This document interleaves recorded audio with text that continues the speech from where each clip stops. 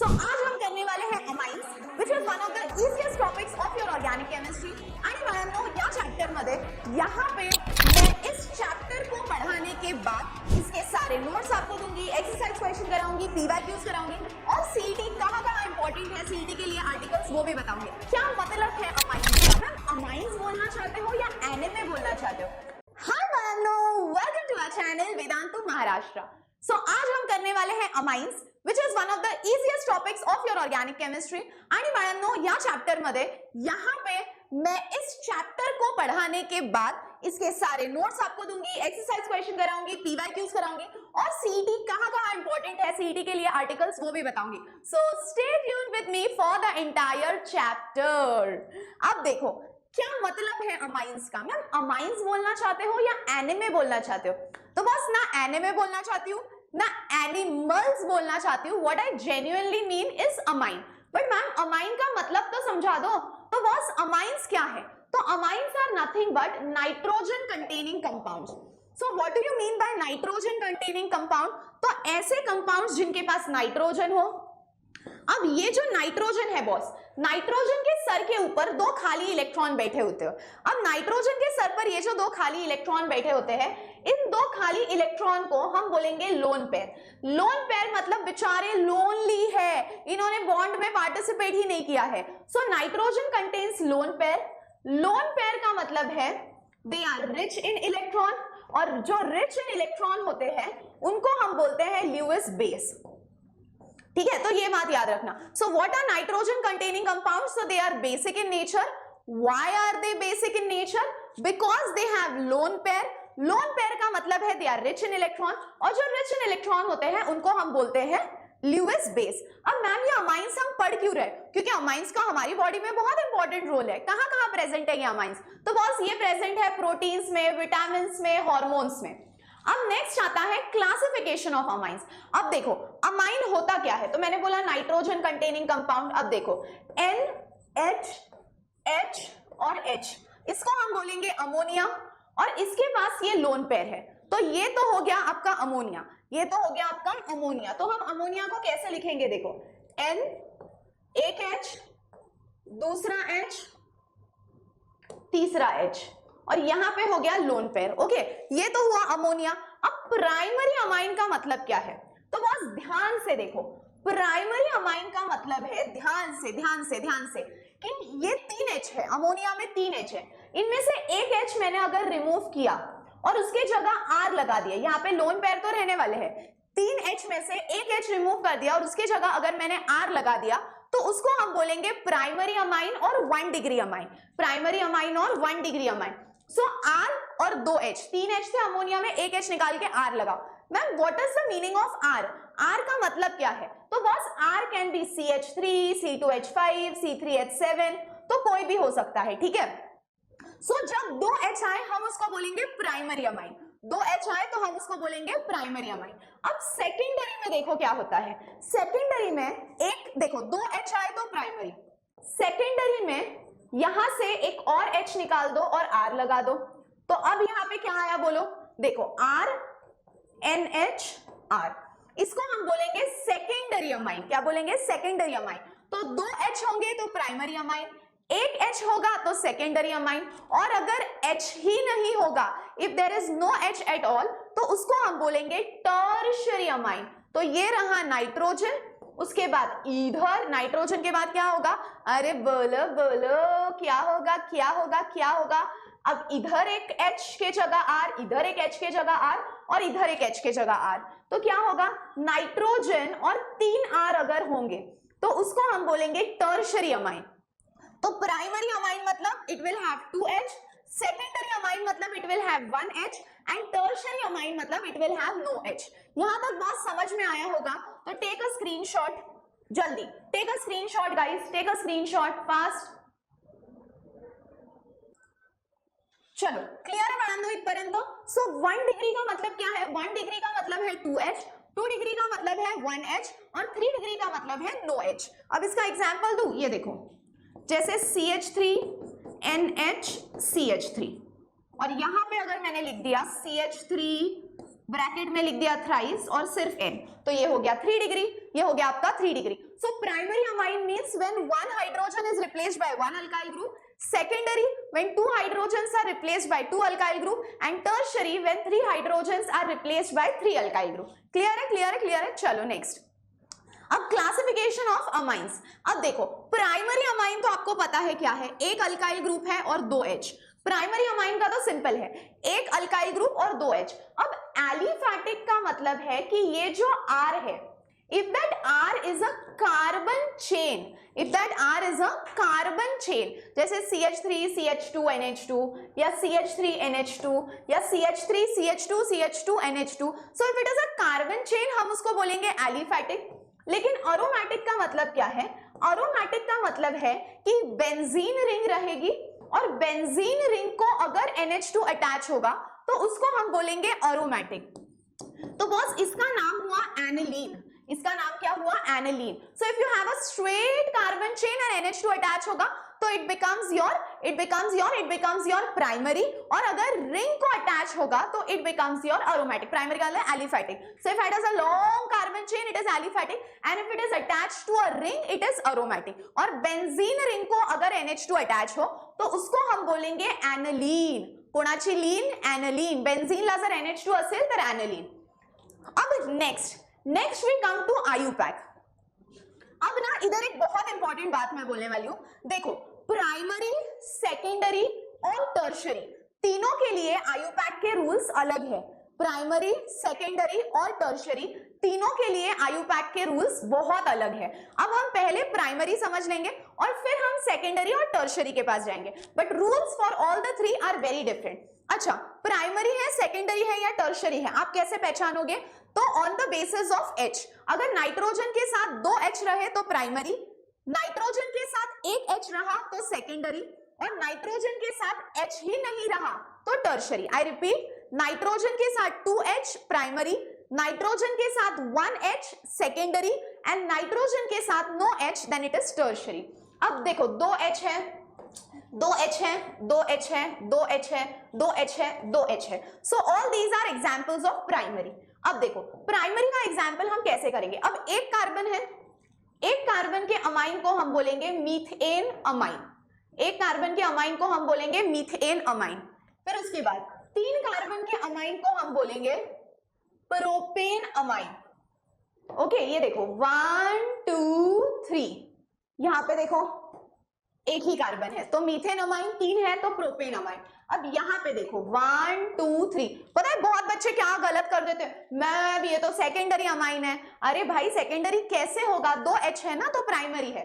तो तीन कार्बन हुए, फिर ये हुआ प्रोप 2 अमाइन. आप बोलोगे मैम प्रोपेन लिख सकते हैं क्या? अरे बिल्कुल लिख सकते हो.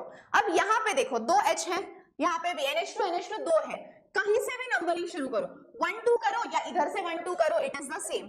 अब इसका नाम देखो क्या हुआ, इथेन 1,2.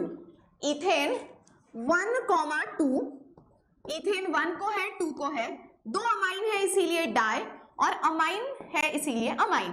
तो बॉस इसका नाम हुआ इथेन 1,2 डाई अमाइन. क्या नाम हुआ उसका? Ethane 1,2 diamine. दो कार्बन है इसीलिए इथेन, एक 1 को है एक 2 को है तो 1,2 डाई अमाइन. उसके बाद ये देखो 1 2 3. अब अगर क्वेश्चन आ रहा होगा मैम प्रायोरिटी डबल बॉन्ड को दे या अमाइन को, तो बॉस प्रायोरिटी आपको अमाइन को देनी है, डबल बॉन्ड को नहीं देनी. तो तीन कार्बन है इसीलिए प्रो, सेकेंड पोजीशन को डबल बॉन्ड है तो 2 इन, और 1 को अमाइन है तो 1 अमाइन. तो इसका नाम हुआ प्रोप 2 इन 1 अमाइन. प्रोप 2 इन 1 अमाइन. उसके बाद अब बेंजीन रिंग को NH2 तो मैंने आपको बता दिया, इसको आप सीधा सीधा एनिलीन बोलोगे तो भी चलेगा. सो इधर तक तो क्लियर है. Take a screenshot. नेक्स्ट, अब ये वाले भी इसके ही है, प्राइमरी के ही है. ये देखो ना 2H 2H 2H 2H 2H. चलो 2H नहीं 2H. अब ये देखो कैसा है, NH2 है यहाँ पे, फिर उसके बाद CH2 के कितने यूनिट्स हैं? 6. तो 1 2 3 1 2 3, और यहां पे आएगा NH2. अब देखो, अब आप कहीं से भी नंबरिंग शुरू करो, यहां से भी करोगे तो ये 1 पे आएगा, ये 6 पे आएगा, यहां से करोगे तो ये 1 पे आएगा, ये 6 पे आएगा, तो ज्यादा डिफरेंस नहीं होने वाला है। ये ब्रैकेट करके 6 लिखा है ना, तो मैंने वो 6 को ओपन कर दिया, तो ये 1 2 3 4 5 6 या 1 2 3 4 5 6। अब इसका नाम देखो क्या होगा, इसका नाम होगा हेक्सेन। ठीक है, हेक्सेन यानी 6 कार्बन, एक आया 1 को, एक आया 6 को, तो 1,6 हेक्सेन 1,6, 2 अमाइन है इसीलिए आ जाएगा डाई अमाइन। तो हेक्सेन 1,6 डाई अमाइन, 6 कार्बन है इसलिए हेक्सेन, एक 1 पे है एक 6 पे है। ठीक है, अब ये देखो, ये CH2 को हम बोलेंगे मीथेन। CH2 के ये साइड रिंग अटैच है और ये साइड NH2 अटैच है, तो इसका नाम होगा 1 फिनिल, मतलब 1 फिनिल, 1 नहीं लिखोगे तो भी चलेगा, फिनिल मतलब ये रिंग, फिनिल, एक कार्बन है इसीलिए मीथेन, और NH2 को हम बोलेंगे अमाइन, तो बस इसका नाम हुआ फिनिल मीथेन अमाइन। क्या नाम हुआ उसका? Phenyl methane amine. फिनिल क्यों? क्योंकि रिंग है, मीथेन क्यों? क्योंकि एक कार्बन है, अमाइन क्यों? क्योंकि NH2 है। उसके बाद ये देखो, बेंजीन रिंग को NH2, तो ये तो हुआ एनिलीन। अब ब्रोमीन कौन से पोजीशन पे, देखो 1 2 3, यहां से करोगे तो भी 1 2 3 सेम ही है, तो हम इसको लिखेंगे 3 bromo aniline, 3 bromo aniline. Third को ब्रोमीन आया ना, थर्ड को नहीं आया, 1 सेकेंड सॉरी, 1 2 3 4 ब्रोमो एनिलीन, इसको 1 दिया ही नहीं अपन ने, 4 ब्रोमो एनिलीन। देखो दिस इज 1 1 2 3 4 डन। अब इधर भी सेम 1 2 3 4 को CH3 है तो ये हुआ 4 मिथाइल एनिलीन, समझ लगा बॉस। अब उसके बाद अब ये देखो, ये है साइक्लोहेक्सेन, रिंग है, उसके अंदर ऑल्टरनेट डबल बॉन्ड है क्या? नहीं, ऑल्टरनेट डबल बॉन्ड हुआ तो आप उसको बेंजीन बोलोगे, बट ऑल्टरनेट डबल बॉन्ड नहीं है तो इसको हम बोलेंगे साइक्लोहेक्सेन, साइक्लोहेक्सेन, और NH2 को हम बोलेंगे अमाइन, तो बॉस इसका नाम हुआ साइक्लोहेक्सेन अमाइन। ठीक है, क्लियर है यहाँ तक? 6 कार्बन थे, एक 1 को था NH2, एक 6 को था, हेक्सेन 1,6 डायअमाइन। फिर उसके बाद एक कार्बन, एक साइड रिंग, एक side NH2, 1 phenyl methane amine, it's okay if you don't write 1। फिर फोर्थ को मिथाइल है, 4 मिथाइल एनिलीन, 4 को ब्रोमो है, 4 ब्रोमो एनिलीन, और फिर ये साइक्लोहेक्सेन को NH2 है, so it is cyclohexane amine. Clear है बॉस? चलो लेट अस मूव फॉरवर्ड। यहां तक कोई डाउट, कोई डाउट, कोई डाउट? चलो next, now we come to secondary amines. Ma'am आपने कैसे पहचाना कि सेकेंडरी अमाइन है? तो ये देखो NH NH NH NH, तो जब जब एक ही H आएगा उसको हम बोलेंगे सेकेंडरी। क्या बोलेंगे? सेकेंडरी। समझ में आया? समझ में आया? समझ में आया? गिव मी अ यस और no in the chat section जल्दी। चलो now will do for secondary. ठीक है, अब सेकेंडरी में क्या करना है, देखो प्राइमरी तो आप समझ गए, अब ना सेकेंडरी अगर होगा, सेकेंडरी कैसे आइडेंटिफाई करना है वो मैंने बोला, NH NH NH, N के साथ एक ही H आएगा। अब अगर सेकेंडरी होगा ना तो you have to use 1 capital N in your IUPAC। So secondary होगा तो use 1 capital N in your IUPAC। और अब आपको क्या करना है, देखो ये जो NH है ये वो साइड लेके जाना है जहां ज्यादा कार्बन है। अब आप बोलोगे मैम यहाँ पे तो दोनों साइड CH3 है, तो आपको अब देखो दोनों साइड CH3 है तो कोई फर्क नहीं पड़ेगा, बट आपको NH को वो साइड लेके जाना है जहां ज्यादा कार्बन है, तो बस इसका नाम हो जाएगा मीथेन अमाइन। क्या नाम हो जाएगा इसका? Methane amine. यहां से लिखती हूँ, देखो मीथेन अमाइन। क्यों इसका नाम मीथेन अमाइन हुआ? बस ये बॉक्स का, क्योंकि एक कार्बन है और NH है, सो मीथेन अमाइन। और ये जो CH3 है इसको हम लिखेंगे कैपिटल M, ये CH3 को हम लिखेंगे कैपिटल N, और ये CH3 को हम लिख देंगे मिथाइल, ये CH3 को हम लिख देंगे मिथाइल। ओके, अब नेक्स्ट वाला, अब आपको मैंने क्या बोला, NH को वो साइड लेके जाना है जहां ज्यादा कार्बन है। अब इन दिस केस ज्यादा कार्बन कहाँ है, तो देखो ये साइड है ज्यादा कार्बन, तो उसको मैं वो साइड लेके गई। फिर अब इसका नाम क्या हो गया, देखो 2 कार्बन है तो इथेन अमाइन, और मैंने क्या बोला, सेकेंडरी होगा तो एक कैपिटल N लगेगा, सो 1 कैपिटल N, और एक ही कार्बन है इधर तो मिथाइल अमाइन। समझा? सो N मिथाइल इथेन अमाइन। उसके बाद अब इन दिस केस देखो NH को आपको ये साइड लेके जाना है जहां ज्यादा कार्बन है, तो बेंजीन रिंग को अमाइन, तो ये हुआ बेंजीन अमाइन, फिर सामने लगेगा कैपिटल N और यहाँ पे एक CH3 है तो N methyl benzene amine. Simple है। अब इन दिस केस देखो, इधर भी C6H5 है, इधर भी C6H5 है, तो इसका मतलब दोनों साइड रिंग है। ये स्ट्रक्चर का मतलब क्या है आप समझ रहे हो? ये स्ट्रक्चर का मतलब है दोनों साइड रिंग है। C6H5 मतलब दोनों साइड रिंग है, तो इसका नाम क्या होगा? एक को हम बोलेंगे फिनिल, एक रिंग को हम बोलेंगे फिनिल और एक को हम बोलेंगे बेंजीन। तो एक का नाम हुआ N phenyl benzene amine, N phenyl benzene amine. ठीक है, अब मैं इसका एक और एग्जांपल लूं आपके लिए। देखो, मान लो ऐसा होगा CH3 CH2 CH2 NH और C2H5। अब मेरे को बात बताओ, in this case where are you taking your NH? तो आप NH को ये साइड लेके जाओगे क्योंकि ज्यादा कार्बन है, बराबर है, तो ज्यादा कार्बन है इसीलिए वो साइड लेके गए। कितने कार्बन है? 3 कार्बन है, तो ये हुआ प्रोपेन अमाइन। फिर सेकेंडरी है तो एक कैपिटल N और यहाँ पे 2 कार्बन है तो इथाइल। तो बॉस इसका नाम हुआ एन इथाइल प्रोपेन अमाइन। क्या नाम हुआ? N ethyl propane amine. Simple है, सिंपल है। So basically you have to add 1 capital N और आपको NH को वो साइड लेके जाना है जहां ज्यादा कार्बन है। चलो नेक्स्ट, अब हम आते हैं टर्शरी पे। नाउ देखो, प्राइमरी अमाइन में हमने ऐसे कैपिटल N वगैरह कुछ नहीं यूज किया, सेकेंडरी अमाइन में वी यूज्ड 1 कैपिटल N। अब टर्शरी अमाइन में we are going to use 2 capital N। ठीक है, टर्शरी अमाइन में we are going to use 2 capital N। अब देखो, इन दिस केस भी N को वो साइड लेके जाओ जहां ज्यादा कार्बन है। अब तो यहाँ पे ज्यादा कार्बन का सवाल नहीं आता क्योंकि ये सारे सेम है, बट आपको लेके जाना है। अब मान लो वो साइड लेके गए, एक कार्बन है तो इसका नाम हुआ मीथेन अमाइन, इसका नाम हुआ मीथेन अमाइन। फिर उसके बाद 2 कैपिटल N आपको लिखने पड़ेंगे क्योंकि ये टर्शरी है। टर्शरी है ये कैसे पहचाना? क्योंकि सिर्फ N है ना, NH होता तो सेकेंडरी, NH2 होता तो प्राइमरी, सिर्फ N है तो टर्शरी। अब 2 कैपिटल N आए, 2 मिथाइल है इसीलिए N, di methyl methane amine, N, di methyl methane amine. उसके बाद अब देखो ये वाले एग्जाम्पल में, अब इन दिस केस में N को ये साइड लेके जाऊंगी क्योंकि इधर 2 कार्बन है, इधर तो एक ही है, तो मैं N को वो साइड लेके गई क्योंकि 2 कार्बन है, तो इसका नाम हुआ इथेन अमाइन, इसका नाम हुआ इथेन अमाइन। और अब टर्शरी है तो 2 कैपिटल N आएगा, तो N, 2 मिथाइल है तो डाई मिथाइल, सो N, di methyl ethane amine.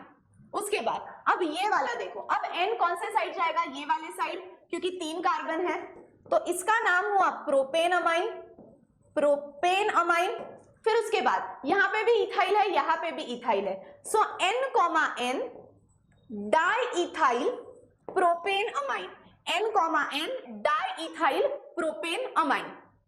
अब इन दिस केस N को हम कहाँ लेके जाएंगे? देखो यहाँ पे 3 कार्बन है ना, तो N को हम यहां लेके जाएंगे क्योंकि 3 कार्बन है, तो अब इसका नाम देखो क्या होगा? 1, 2, 3, इसका नाम होगा प्रोप 2 अमाइन। क्यों? क्योंकि 3 कार्बन है और सेकेंड को अमाइन है तो प्रोप 2 अमाइन। अब 2 कैपिटल N तो आएंगे, लेकिन अब एक साइड इथाइल आया, एक साइड मिथाइल, तो हम क्या करें? एक साइड इथाइल आया, एक साइड मिथाइल, तो हम लिखेंगे अल्फाबेटिकली, ABCD में E पहले आता है, तो N ethyl, N methyl, N methyl prop 2 amine, N methyl prop 2 amine. ठीक है, अब उसके बाद है ना मैं कुछ एग्जाम्पल्स लूंगी। ठीक है, अब देखो, अब तुम लोग मुझे बताना है कि उसका नेम क्या हो सकता है। पहले तो आइडेंटिफाई करना है, प्राइमरी है, सेकेंडरी है, टर्शरी है।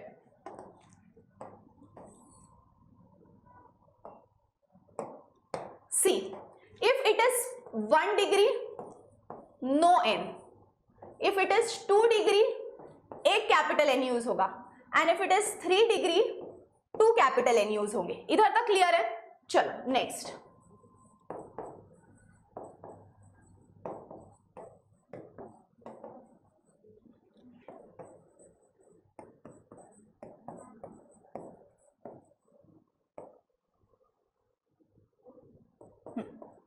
अब ये केस में हम देखो क्या करेंगे। इतना तो सिंपल है यार, पहले तो आइडेंटिफाई करो प्राइमरी है, सेकेंडरी है, टर्शरी है। 2 H है प्राइमरी, 1 H है सेकेंडरी, नो H है टर्शरी। अब देखो 1, 2, 3, 4, 4 कार्बन है, तो इसका नाम हुआ ब्यूटेन अमाइन, इसका नाम हुआ ब्यूटेन अमाइन, ठीक है। अब इन दिस केस NH को हम वहां लेके जाएंगे जहां जहां जहां जहां ज्यादा कार्बन है, तो 3 कार्बन है तो इसका नाम हुआ प्रोपेन अमाइन, प्रोपेन अमाइन। और उसके बाद सेकेंडरी है तो एक कैपिटल N यूज होगा और CH3 को हम बोलेंगे मिथाइल, सो N मिथाइल प्रोपेन अमाइन। अब ये है टर्शरी। अब टर्शरी के केस में हम क्या करेंगे, तो N को नीचे लेके जाएंगे क्योंकि ज्यादा कार्बन है, टर्शरी के केस में हम N को नीचे लेके जाएंगे क्योंकि ज्यादा कार्बन है, तो 3 कार्बन है तो वो तो हुआ प्रोपेन अमाइन, 3 कार्बन है तो वो तो हुआ प्रोपेन अमाइन। बट अब एक साइड इथाइल है एक साइड मिथाइल है, तो हम लिखेंगे alphabetically N ethyl, N methyl, N ethyl, N methyl propane amine. Clear है बॉस, क्लियर है बॉस, क्लियर है बॉस। तो ये हुआ आपका आयुपैक, ये हुआ आपका IUPAC. Now we will move on to methods of preparation, but ये स्क्रीनशॉट ले लो, फिर मैं प्रैक्टिस के लिए आपको और एग्जांपल्स दे रही हूं। ये अब तुम लोग प्रैक्टिस करके दिखाओगे मेरे को, इसके आंसर मुझे कमेंट सेक्शन में बताना, ठीक है।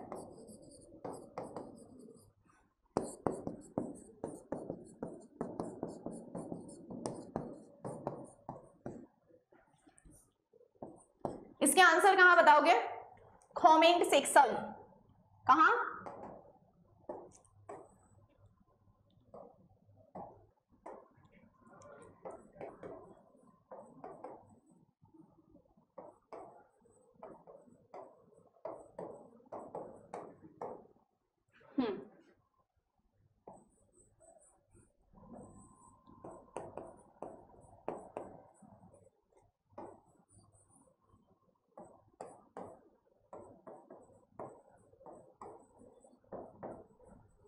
चलो, these are the practice examples जो मैं एक्सपेक्ट कर रही हूं कि आप लोग सॉल्व करोगे।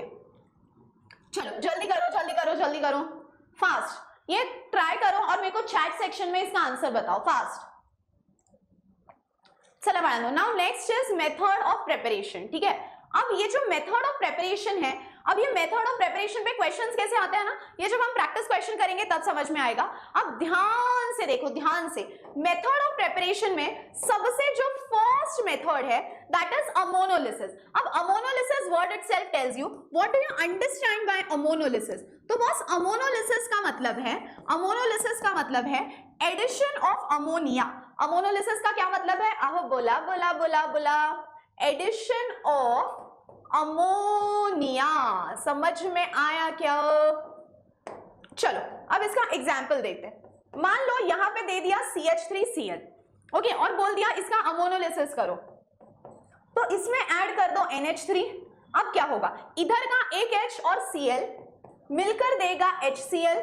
अब क्या क्या बचा बताओ, 2 H बचे रहे तो CH3 और इधर होगा NH2, तो ये हो गया मीथेन अमाइन।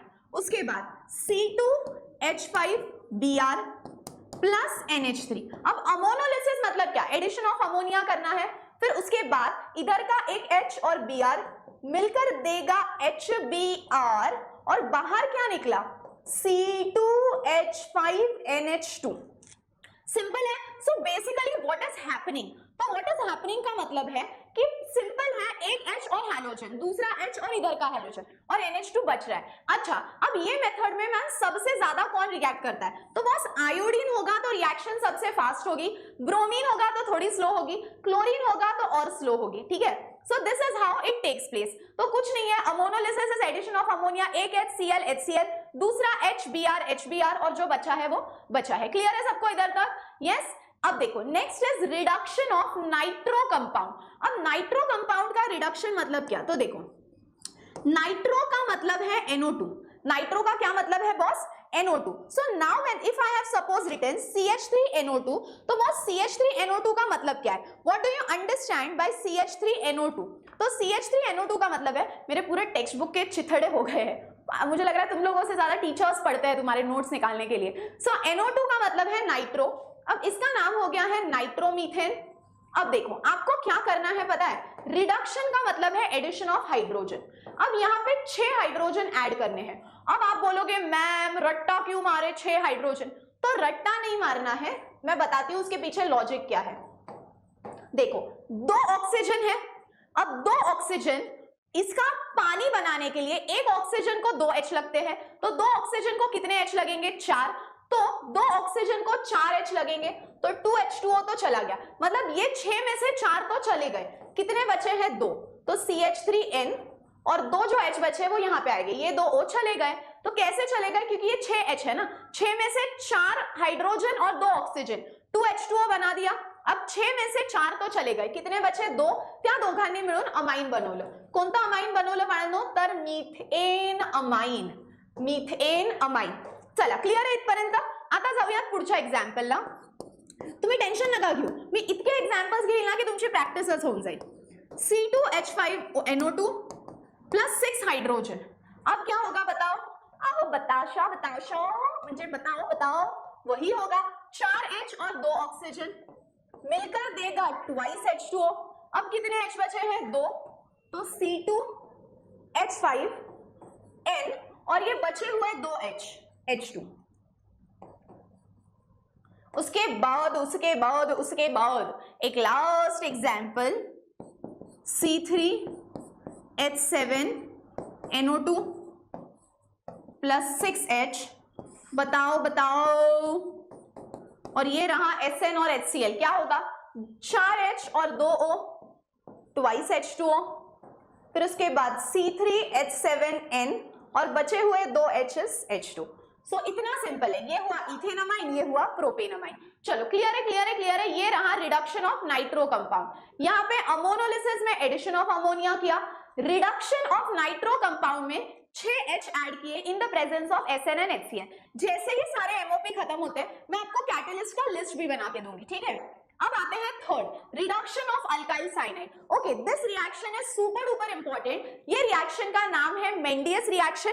या तो इस पे डायरेक्ट क्वेश्चन आएगा या घुमा फिरा के इनडायरेक्टली भी आ सकता है, ठीक है? तो चलो कैसे होगा देखो, CH3C triple bond N, CH3C triple bond N, CH3C triple bond N, ऐसा है. हाँ, अब आपको इसमें कुछ नहीं करना. क्या बोला मैंने? इसमें आपको कुछ नहीं करना. मैम कुछ नहीं करना? हाँ कुछ नहीं करना है, बस रिडक्शन बोल दिया तो 4H ऐड कर दो, रिडक्शन बोल दिया तो 4H ऐड कर दो. लेकिन इधर कैटलिस्ट सुपर डुपर इंपॉर्टेंट है. तो मैम कैटलिस्ट क्या होगा? तो इधर आपको कैटलिस्ट लेना है सोडियम एंड इथेनॉल. कैटलिस्ट आपको क्या लेना है? Sodium and ethanol. अब 4H ले लिए, 2H इस कार्बन को जाएंगे, 2H इस नाइट्रोजन को जाएंगे, तो ये हो जाएगा CH3, 2H कार्बन को गए CH2, 2H नाइट्रोजन को गए NH2, ठीक है? उसके बाद अपन बहुत सारे एग्जांपल्स करेंगे, तुम लोग टेंशन मत लो, तुम्हारे कॉन्सेप्ट क्लैरिटी ज्यादा इंपॉर्टेंट है, ठीक है? ये देखो, ये हो गया ऐसे. अब क्या होगा? बोलो 4H किसके प्रेजेंस में? सोडियम और इथेनॉल, बराबर. अब 2H किसको गए? कार्बन को. 2H किसको गए? नाइट्रोजन को. तो C2H5 CH2 NH2. So simple. But हाँ, एक बात आर यू नोटिसिंग कि इधर जितने कार्बन है उतने ही कार्बन का अमाइन इधर बन रहा है. जैसे 2 कार्बन है, 2 कार्बन का अमाइन इथेन अमाइन, 3 कार्बन है, 3 कार्बन का अमाइन प्रोपेन अमाइन. ओके, अब उसके बाद मान लो अब मैंने 4 कार्बन ले लिए. कितने कार्बन ले लिए? 4 कार्बन ले लिए, और उसके साथ 4H किसके प्रेजेंस में? Sodium and ethanol. फिर उसके बाद CH3 CH2 CH2, वो C को भी 2H, और इधर आएगा NH2. Done done done done done done. Very good. तो कितने कार्बन हुए? 1 2 3 4. बुटेन अमाइन, क्या नाम हुआ इसका? Butane amine. चलो क्लियर है. देखो हर प्रोसेस के बाद मैं रिमाइंड करूंगी. Ammonolysis addition of ammonia, nitro compound में कैटलिस्ट है SN और HCl, मेंडियस में है सोडियम एंड इथेनॉल. अब है रिडक्शन ऑफ अमाइड. अब देखो अमाइड और अमाइन में क्या फर्क है? अमाइन होता है CH3NH2, और अमाइड का मतलब है ब्रेकअप कराने के लिए इसके बीच में आ गया C double bond O. So amine is CH3NH2 और अमाइन इज, देखो अमाइन इज CH3NH2 और अमाइड इज CH3 और NH2 के बीच में C डबल बॉन्ड आया. So if you have CH3 C double bond NH2 it is amide and if you don't have C double bond it is amine. चलो अब देखते हैं ये कैसे करना है. अब यहाँ पे मान लो ले लिया amide CH3 C double bond NH2. अब कुछ भी नहीं करना, सारे प्रोसेस रिडक्शन के ही है. तो मान लो 4H ऐड कर दिए. अब इधर हम क्या कैटलिस्ट लेंगे? तो बस इधर आप कैटलिस्ट ले सकते हो लिथियम एल्यूमिनियम हाइड्राइड. अब आपको देखो क्या करना है, 4H 1 2 3 4. तो ये 2H और ये ऑक्सीजन, 2H और ऑक्सीजन मिलकर देंगे H2O. अब क्या क्या बचा बोलो मेरे को? 2H और वो कार्बन, तो CH3 C और NH2. 2H तो चले गए लेकिन 2H तो बचे है ना, तो एक H इधर एक H इधर. So simple. ठीक है, अब चलो और एग्जांपल्स करेंगे. येलो डर्टी फेलो लेंगे हम. इसका नाम पता है क्या है? अरे गजनी, 3 कार्बन है ना, तो 3 कार्बन है तो इसका नाम हुआ प्रोपेन अमाइड. क्या नाम हुआ इसका? Propane amide. अब प्रोपेन अमाइड में हम 4H लेंगे. अब 4H में हम लेंगे लिथियम एल्यूमिनियम हाइड्राइड. तो क्या होगा? 2H और ये ऑक्सीजन मिलकर देगा H2O. अब क्या क्या बचा है? CH3 CH2, 2H इस कार्बन को गए, CH2 और फिर आ गया NH2. तो प्रोपेन अमाइड का अब बन गया प्रोपेन अमाइड. समझ में आया क्या बॉस? चलो one last example, one last.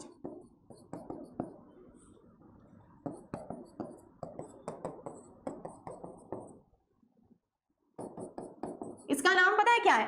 1 2 3 4 1 2 3 4 propane 2 amide, क्योंकि सेकंड को है ना ये, तो प्रोपेन 2 अमाइड. ठीक है, अब देखो 4H ऐड करो. अहो बोला बोला बोला बोला.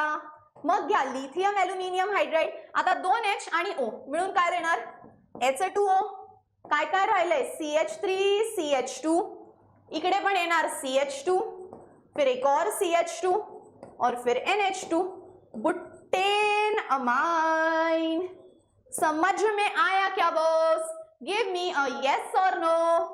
चलो next, Gabriel phthalimide reaction. This is again a important reaction. Actually ये टॉपिक है ना बहुत छोटा है और इसमें बहुत कम चीजें ऐसी है जो इंपॉर्टेंट है. जैसे मैंने आपको बोला चैप्टर के एंड में तो मैं इंपॉर्टेंट बता ही दूंगी, बट अभी बता दे रही हूँ, ये भी इंपॉर्टेंट है. अब Gabriel is the name of a scientist, phthalimide is the name of a compound. आता हे कंपाउंडचं नाव कुठून आलं ते मी सांगते, पण मला पाणी पिऊ द्या. ठीक आहे, जाम तहान लागली आहे यार. तुमचं चांगलं आहे यार, तुम्ही मस्त घरी बसता, चिल मध्ये लेक्चर बघता. आम्हाला इथं बोलायला लागतं.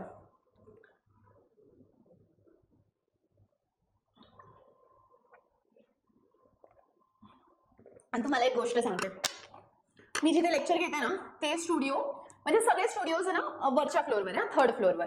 पण मी जिथे स्टुडिओ घेते तो 2nd फ्लोअरवर आहे, जिथे ऑफिस पण आहे, जिथे अजून पण लोक, म्हणजे मिनिमम मी ज्या फ्लोअरवर लेक्चर घेते ना तिथे मिनिमम 40 लोक तर बसत असतील. आणि वरच्या फ्लोअरवर सगळे स्टुडिओज आहे आणि ते सगळे साऊंड प्रूफ आहे, म्हणजे ते सगळ्यांच्या आतमध्ये साऊंड प्रूफिंग केलेली आहे. तर ते टीचर्स बोलले पण ना तर बाहेर ऐकू येत नाही एका स्टुडिओचा दुसऱ्या स्टुडिओमध्ये. पण मी ज्या फ्लोअरवर घेते तिकडे हा एकुलता एक स्टुडिओ आहे आणि मी हा याच्यासाठी घेते कारण मी इथे गोरी दिसते थोडी आणि हा बोर्ड पण खूप मोठा आहे, तर मला हे स्टुडिओ आवडतो. आणि मग इथे मी इतक्या जोरजोरात बोलते आणि मग तुम्हाला माहिती आहे मी कधी कधी 5-8 जोक मारते, कधी कधी कसे जोक मारते आणि ते पूर्ण फ्लोअरला ऐकू येतात. मग जेव्हा मला असे जरा हा जोक्स मारायचे असतात ना मी मराठीत मारते, म्हणजे इथं कोणाला कळतच नाही कारण बँगलोरमध्ये लोकांना मराठी येतच नाही. मराठी काय हिंदी नाही, एंग करतात. हिंदीमध्ये त्यांना हिंदी एंग करतात, म्हणजे ते हे काय म्हणतात ऍक्सेंट एंग गँग, म्हणजे मी चांगल्या टर्म्समध्ये म्हटले ऍक्सेंट, तर त्यांना ऍक्सेंट कळतच नाही ना, तर मजा येऊन जाते. मग मी मनासारखं काहीही बोलू शकते आणि त्यांना काही कळत नाही. चला आता बघा थैलामाइड का स्ट्रक्चर. चलो अब देखते हैं हम थैलामाइड का स्ट्रक्चर. ठीक है, अब थैलामाइड का स्ट्रक्चर देखो कैसा है. बेंजीन रिंग है, उसके बाद यहाँ पे है C डबल बॉन्ड O, यहाँ पे है C डबल बॉन्ड O. अब उन दोनों को कनेक्ट करो NH से. This structure is of phthalimide. अब ये जो थैलामाइड वाली प्रोसेस है ना ये 3 स्टेप में होगी. पहले स्टेप में KOH ले लो, 3rd स्टेप में NaOH ले लो. पहले स्टेप में KOH, थर्ड स्टेप में NaOH और सेकेंड स्टेप में ले लो CH3Cl। ठीक है, 1 मार्क के लिए मैंने ये क्वेश्चन देखा था आई थिंक 2023 में, विच आर द 3 स्टेप्स और reagent used in Gabriel phthalimide. तो पहला KOH, तीसरा NaOH और बीच में CH3Cl। थैलामाइड का स्ट्रक्चर आप समझ गए। अब स्टेप 1 में ले लो एक्वियस KOH। अब ना स्टेप 1 में कुछ नहीं होगा, एकदम लेजेंड कुछ नहीं होगा, बस इतना ही होगा, हा वाला H आणि हा वाला OH मिळून देणार H2O आणि जे जे राहिले ते स्ट्रक्चरला लावून टाका, जसं की ring, C double bond O, C double bond O, N आणि आता फक्त अब सिर्फ उस H के जगह आके लग जाएगा K। That's it, that is the first step। So first step में सिर्फ H के जगह आके लग गया N। अब हम आते हैं सेकेंड स्टेप के पास। अब ना सेकेंड स्टेप में देखना क्या होगा, ठीक है। अब सेकेंड स्टेप में भी सेम होगा कि ये देखो सेकेंड स्टेप में जो फर्स्ट स्टेप में बना है उसको नीचे ले लो, C double bond O, C double bond O, N और यहाँ पे है K, ये है। अब उसके साथ ले लो सेकेंड स्टेप में CH3Cl। क्या ले लो? CH3Cl। अब CH3Cl लेने के बाद बाहर कौन निकलेगा? यहाँ का K और यहाँ का Cl, KCl। सो बेसिकली ये पूरे N से लेके जो पूरा स्ट्रक्चर है मैं उसको टच ही नहीं कर रही हूँ, N से लेके जो पूरा स्ट्रक्चर है उसको मैं टच ही नहीं कर रही हूँ। अब क्या क्या बचा है? Ring, C double bond O, C double bond O, उसके बाद है N और अब ये K के जगह जाके लगेगा CH3। सो सिंपल है, स्टेप 1 में H के जगह आके लग गया K, फिर K के जगह आके लग गया स्टेप 2 में CH3। स्टेप 1 में H के जगह K, स्टेप 2 में K के जगह आके लग गया CH3। अब देखो स्टेप 3 में क्या होगा। स्टेप 3 तो सिंपल है, फिर तो प्रोसेस ही हो गया। ये देखो अब स्टेप 3 में उसी को नीचे ले लो, ring, C double bond O, C double bond O, फिर N और इधर है CH3। अब स्टेप 2 में आपको क्या करना है? 2 यूनिट्स ऑफ NaOH ले लो। स्टेप 3 में मैंने बोला ना, स्टेप 1 में KOH, स्टेप 3 में NaOH, स्टेप 2 में CH3Cl। NaOH ले लिया। अब आपको क्या करना है? ये जो N और CH3 है और ये जो 2 H है इनको साइड में निकालो। तो ये हो गया CH3N और ये 2 H, तो ये हो गया CH3NH2, CH3N और ये 2 H, CH3NH2। अब क्या क्या बचा है देखो, ring, C double bond O, C double bond O, पहले वाले का ONA इधर, दूसरे वाले का ONA इधर। That's it. सो स्टेप 1 में H के जगह K, स्टेप 2 में K के जगह CH3 और स्टेप 3 में ये पूरा का पूरा उड़ा दो, सीधा का सीधा उड़ा दो, तो CH3NH2 झालं। डन।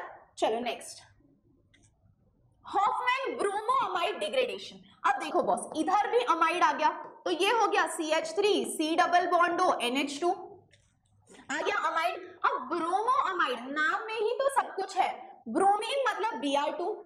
अब जितने ब्रोमीन है उसके डबल KOH ले लो, जितने ब्रोमीन है उसके डबल KOH ले लो। अब आप बोलोगे मैम अब हमको होने लगा है कंफ्यूजन, क्योंकि आपने अमाइड की पहले भी रिएक्शन करवाई, बट अमाइड के पहले वाले रिएक्शन में और ये वाले रिएक्शन में क्या डिफरेंस है? पहली वाली जो अमाइड की रिएक्शन थी वहां पे हम क्या कर रहे थे, मान लो ऐसे ले लिया था हमने CH3, C double bond O, NH2 और उसके साथ हमने ले लिया था 4H। अब 4H हमने लेके क्या कर दिया था बोलो, 4H लेके 2H और ये वाला O, H2O, क्या क्या बचा? CH3, फिर ये 2H गए इस कार्बन को, CH2 और NH2। तो पहले वाले अमाइड के प्रोसेस में हम रिडक्शन कर रहे थे और इधर जितने कार्बन थे उतने ही कार्बन इधर भी रहेंगे। सो ये था पहले अमाइड वाले प्रोसेस में। लेकिन ब्रोमोअमाइड का ना मैं तुम लोगों को एक जुगाड़ बताती हूँ। ब्रोमोअमाइड का जुगाड़ ये है कि ये जो C डबल बॉन्ड O है ये पूरा का पूरा उड़ा दो, यही इस रिएक्शन की ट्रिक है। तो इधर बचेगा CH3NH2।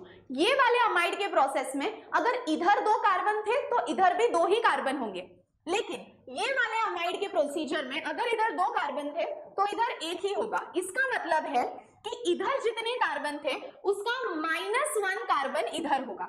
So normal amide reaction में इधर के कार्बन और इधर के कार्बन सेम है, लेकिन ब्रोमोअमाइड में इधर जितने कार्बन है उससे 1 कार्बन ये साइड कम रहेगा। ठीक है, अब देखो इतना आपने लिख लिया, ट्रिक तो मैंने बता दिया, C डबल बॉन्ड O उड़ा दो। अब उसके बाद आप कैसे कर सकते हो, कितने K है? 4 K है, लेकिन 2 ही Br है, तो 2 KBr बाहर निकाल दो, बस। बाय प्रोडक्ट बाकी लिखने की जरूरत नहीं है। I don't want to confuse you guys, ठीक है।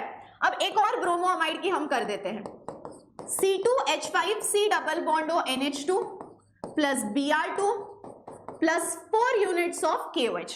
चलो बताओ क्या होगा, सीधा ट्रिक क्या है, ये पूरा का पूरा गायब कर दो, तो अब पूरा का पूरा 2K और Br ट्वाइस KBr, क्या क्या बचा है C2H5 और फिर इधर बचा है NH2, दैट्स इट। क्लियर है सबको? गिव मी अ यस और no in the chat section.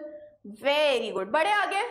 Okay, अब before we move on to the physical properties, let us make a chart of all this, कि कौन से प्रोसीजर हमने देखे और किसमें क्या क्या कैटलिस्ट यूज हुआ।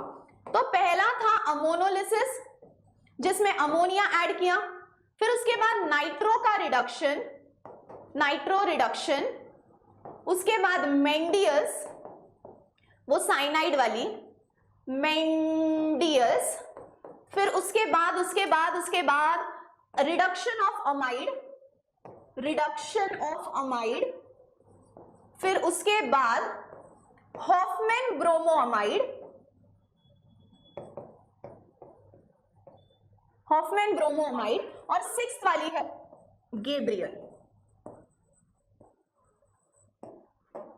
देखो, अब अमोनोलिसिस में NH3 ऐड करना था, नाइट्रो में NO2 तो था, प्लस इसके साथ 6H थे, और कैटलिस्ट कौन था? SN एंड HCl, इसीलिए ये लिस्ट बना के दे रही हूं। मेंडियस में हमने लिया था साइनाइड, साइनाइड के साथ 4H, लेकिन इधर कैटलिस्ट था sodium and ethanol, sodium and ethanol. फिर रिडक्शन ऑफ अमाइड में RC double bond O NH2, इधर हमने लिए थे 4H, किसके प्रेजेंस में? Lithium aluminium hydride. फिर हॉफमैन ब्रोमोअमाइड में RC double bond O NH2 plus Br2 plus 4KOH वाली रिएक्शन है ये, और गैब्रियल थैलामाइड तो एक ही है, मैंने अभी करा है। तो ये सारे के मैंने इधर जानबूझ के लिख के दे दिया है आपको, सो दैट आपको रिविजन करने के लिए इजी हो, RX प्लस NH3 वाले। Okay, so this will help you in revision. और गैब्रियल थैलामाइड तो ये सीधा आपको यही देखनी पड़ेगी, ठीक है। चलो next take a screenshot of this. भाई इतना शॉर्ट नोट्स तुमको कहीं नहीं मिलेगा, this will help you literally 1 day before the exam. चलो नेक्स्ट, अब नेक्स्ट हम आते हैं फिजिकल प्रॉपर्टीज ऑफ अमाइन के पास, कि अमाइन दिखता कैसे है, कैसे बिहेव करता है, तो इसके सारे फिजिकल प्रॉपर्टीज हम स्टडी करेंगे, ठीक है। अब देखो, NH bond in amine is polar because of the electronegativity difference between nitrogen and hydrogen. इसका मतलब क्या है? इधर है नाइट्रोजन, इधर है हाइड्रोजन, नाइट्रोजन के ऊपर है पार्शियल नेगेटिव चार्ज और हाइड्रोजन के ऊपर है पार्शियल पॉजिटिव चार्ज। तो नाइट्रोजन इलेक्ट्रोनेगेटिव है, हाइड्रोजन इलेक्ट्रोपॉजिटिव है, तो एक नेगेटिव और एक पॉजिटिव होने की वजह से NH का बॉन्ड बन गया पोलर, NH का बॉन्ड बन गया पोलर, ठीक है। अब देखो, उसके बाद हाइड्रोजन बॉन्डिंग ना 3 ही एलिमेंट्स के साथ होती है, 4 एलिमेंट्स के साथ, मैंने सिखाया था, फ्लोरीन, ऑक्सीजन और नाइट्रोजन। अब क्या होता है ना, देखो, प्राइमरी अमाइन ऐसा है RNH2, सेकेंडरी अमाइन ऐसा है RNHR, तो अब इधर हाइड्रोजन भी है, नाइट्रोजन भी है, हाइड्रोजन भी है, नाइट्रोजन भी है, मौका भी है, दस्तूर भी है, तो क्यों ना हो हाइड्रोजन बॉन्डिंग। तो प्राइमरी और सेकेंडरी में हो गई हाइड्रोजन बॉन्डिंग, क्या हो गई? Hydrogen bonding. So it is polar, NH का बॉन्ड पोलर है, फिर उनके बीच में प्राइमरी और सेकेंडरी में है हाइड्रोजन बॉन्डिंग। उसके बाद बच्चों ध्यान से देखो, प्राइमरी में 2 हाइड्रोजन है, सेकेंडरी में एक ही हाइड्रोजन है। सो व्हाट डू यू थिंक कि किसमें हाइड्रोजन बॉन्डिंग ज्यादा होगी? तो बॉस प्राइमरी में 2 हाइड्रोजन होने के वजह से प्राइमरी में हाइड्रोजन बॉन्डिंग ज्यादा होगी, प्राइमरी में हाइड्रोजन बॉन्डिंग ज्यादा होगी।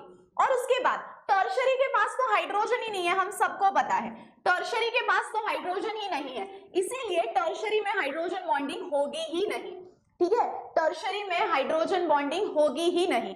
उसके बाद E स्टैंड्स फॉर एक्सटेंट, कि किसमें ज्यादा हो रही है, एक्सटेंट मतलब किसमें ज्यादा है हाइड्रोजन बॉन्डिंग, प्राइमरी में ज्यादा है, सेकेंडरी में कम है। फिर order of boiling point, primary का बॉइलिंग पॉइंट सबसे ज्यादा, सेकेंडरी का थोड़ा कम और टर्शरी का सबसे कम। तो पीहेब कैसे याद रखेंगे हम इसको? पीहेब, या उसको आप उल्टा भी कर सकते हो, बिहेव। इसका मतलब क्या है? सबसे पहला पॉइंट कि it is polar in nature, दूसरा पॉइंट कि, या तो तीसरा भी आपने सीधा लिख लिया तो आपको याद रहेगा कि हाइड्रोजन बॉन्डिंग होती है प्राइमरी और सेकेंडरी में। तीसरा, primary has more number of hydrogen, so more hydrogen bonds are present. और फोर्थ, बॉइलिंग पॉइंट का ऑर्डर, प्राइमरी सेकेंडरी, टर्शरी। उसका भी रीजन ये है कि प्राइमरी में सबसे ज्यादा हाइड्रोजन बॉन्डिंग होती है तो बॉइलिंग पॉइंट सबसे ज्यादा, सेकेंडरी में कम होती है तो बॉइलिंग पॉइंट कम, टर्शरी में और कम है तो सबसे कम। सो पीहेप बोलकर भी याद रख सकते हो। कैसे? First polar bond, hydrogen bond is present, hydrogen bonds are more in primary as compared to secondary, tertiary में there is no hydrogen bond, order of boiling point 1 degree 2 degree 3 degree। Next अब देखो जो liquid amines है, जो liquid shade में होते हैं, उनका ना एकदम ऐसा फिशी ओडर मतलब स्मेल, बहुत ही गंदा स्मेल होता है, वो गैस फेज में होते हैं। लोअर एलिफैटिक अमाइंस मतलब जिनके पास कम कार्बन हो, कम कार्बन होने वाले अमाइंस गैस फेज में होते हैं, गंदी स्मेल होती है। जो मिडिल अमाइंस है मतलब जिनके पास ठीक ठाक कार्बन हो, जो मिडिल अमाइंस है वो लिक्विड फेज में होते हैं और हायर अमाइंस सॉलिड फेज में होते हैं। ठीक है, सो लोअर वाले गंदी स्मेल, मिडिल वाले लिक्विड और ज्यादा वाले कैसे होते हैं? सॉलिड। फिर उसके बाद aniline and other aryl amine, aryl मतलब रिंग वाले, aniline and other aryl amine are usually colourless, but अगर आप उनकी रिएक्शन ऑक्सीजन के साथ करवाओ तो वो हो जाते हैं कलर्ड। ठीक है, वो हो जाते हैं कलर्ड। सो पहला हम उनका फिजिकल स्टेट बोलेंगे, पहला पॉइंट फिजिकल स्टेट बोलेंगे कि लोअर अमाइंस गैस फेज में है, मिडिल अमाइन लिक्विड फेज में है और हायर अमाइन सॉलिड में। फिर A stands for aniline and aryl amine are colourless. फिर उसके बाद the intermolecular hydrogen bonding is in greater extent in primary and secondary, ये पॉइंट तो हमने कर दिया। फिर due to the ability of forming hydrogen bonding lower aliphatic amines are soluble in water.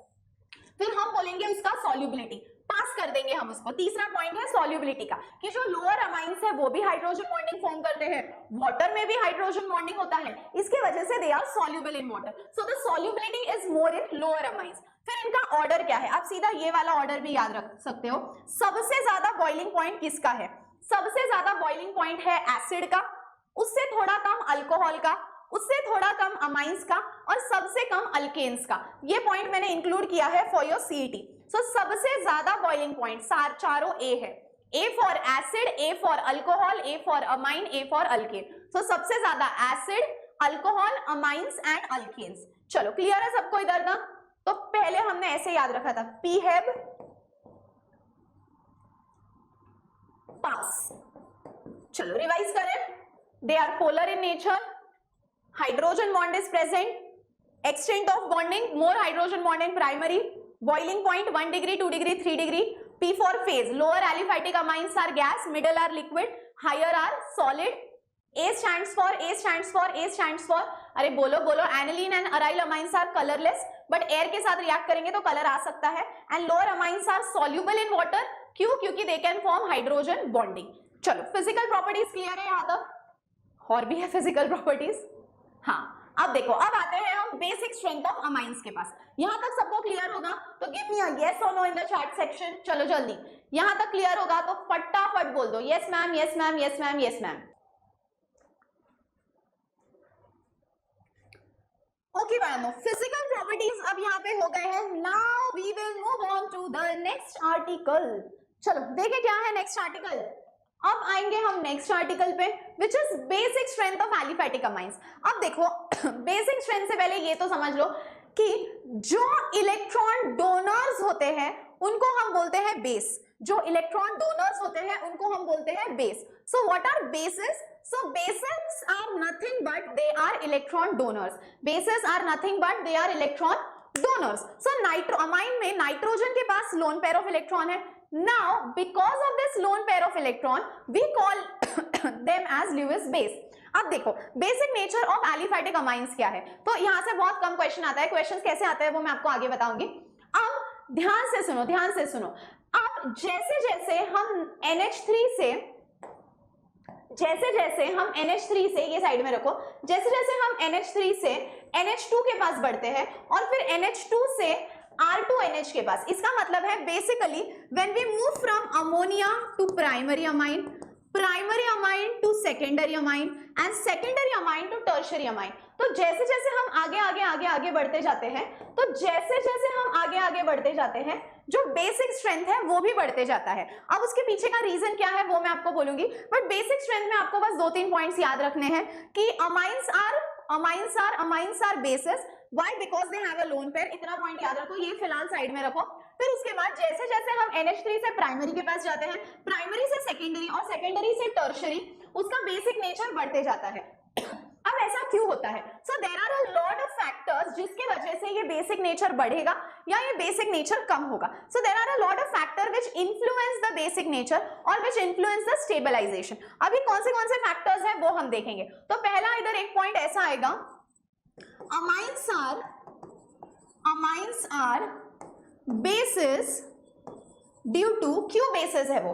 Amines are bases due to presence of lone pair of electron.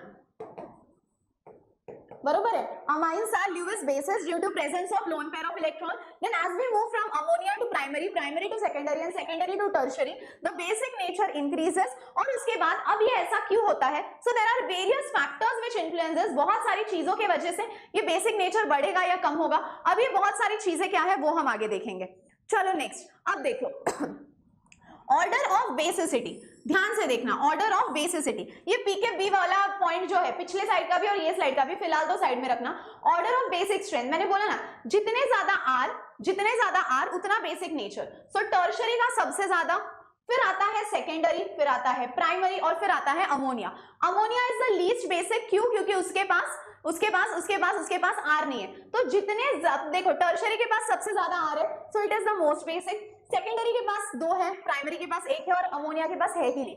अब ये तो कैसा है? ये तो एक्सपेक्टेड है, ये तो कैसा है बॉस? एक्सपेक्टेड है। लेकिन जब लोगों ने उसको एक्सपेरिमेंटली ऑब्जर्व किया तो उनको पता चला कि रुको भैया एक गड़बड़ है, टर्शरी का सबसे ज्यादा होना चाहिए, बट टर्शरी का सबसे ज्यादा नहीं होता है, सेकेंडरी का होता है। टर्शरी का सबसे ज्यादा नहीं होता है, सेकेंडरी का होता है। So secondary amines are the strongest bases, secondary amines are the strongest bases. So tertiary का होना चाहिए बट टर्शरी का होता नहीं है, secondary amines are the strongest bases. समझ में आया? So order of basic strength कैसे होगा? सो ये रहा, टर्शरी का ज्यादा होना चाहिए, फिर सेकेंडरी, फिर प्राइमरी और फिर अमोनिया। ये तो एक्सपेक्टेड है but experimentally it is observe कि सेकेंडरी अमाइंस जो है उनका बेसिक स्ट्रेंथ सबसे ज्यादा है।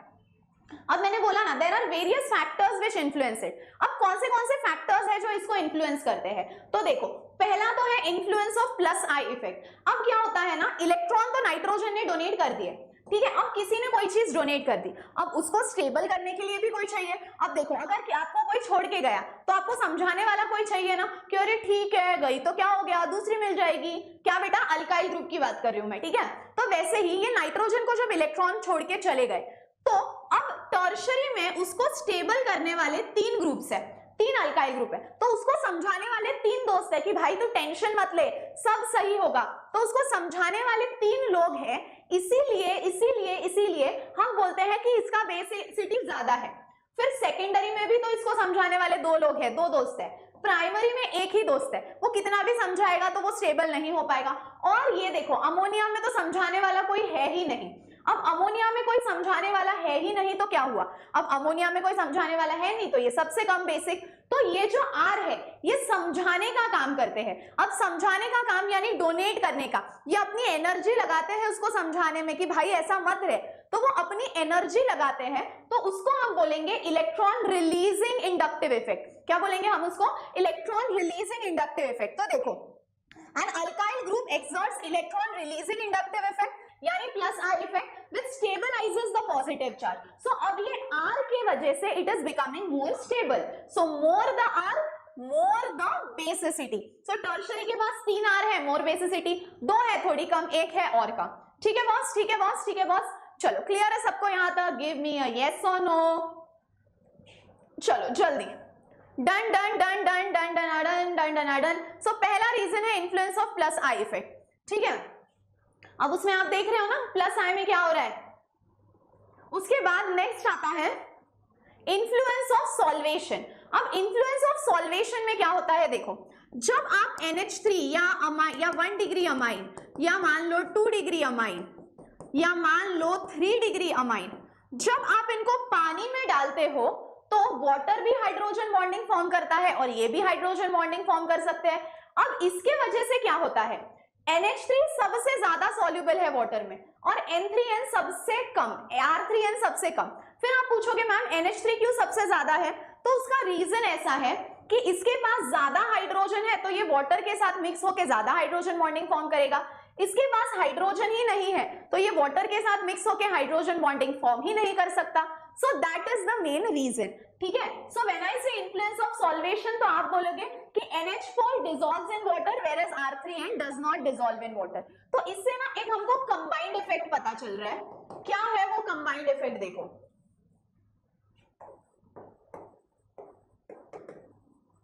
यहां से क्वेश्चन नहीं आता, बस आपको इतना पता होना चाहिए कि your this thing is basic in nature, amines are basic in nature. What is the reason they are basic in nature? क्योंकि दो रीजन, क्योंकि उनके पास लोन पेयर है। फिर कौन कौन फैक्टर इन्फ्लुएंस करते हैं? पहला तो है प्लस आई इफेक्ट। तो प्लस आई इफेक्ट में क्या होता है, R3N के पास सबसे ज्यादा है, R3N के पास सबसे ज्यादा है तो इसका बेसिक नेचर सबसे ज्यादा, फिर ये थोड़ा कम, फिर उसके बाद ये थोड़ा कम होने के बाद ये और कम, और फिर ये और कम। तो ये हो गया आपके प्लस आई इफेक्ट में, ये हो गया आपके प्लस आई इफेक्ट में, ठीक है। और ये तो हुआ प्लस आई इफेक्ट में। और अगर आप सॉल्वेशन की बात करो, अगर आप सॉल्वेशन की बात करो तो NH3 सबसे ज्यादा, फिर RNH2, फिर R2NH और फिर R3N, सिंपल, ठीक है। सो प्लस आई इफेक्ट का मुंह इधर है और सॉल्वेशन का मुंह उधर है। ये देखो कंबाइन इफेक्ट, सॉल्वेशन सबसे ज्यादा NH3 का है और सबसे कम R3NH का, और प्लस आई इफेक्ट सबसे ज्यादा, ये देखो ना एरो का मुंह इधर है, सबसे ज्यादा R3N का है और सबसे कम NH4 का, ठीक है। चलो आगे बढ़ते हैं, एक मिनट रुको, something has happened to me today, I don't know what, no energy I am feeling. रात में जग जग के मैं पीपीटी बनाती हूँ ना, इसीलिए।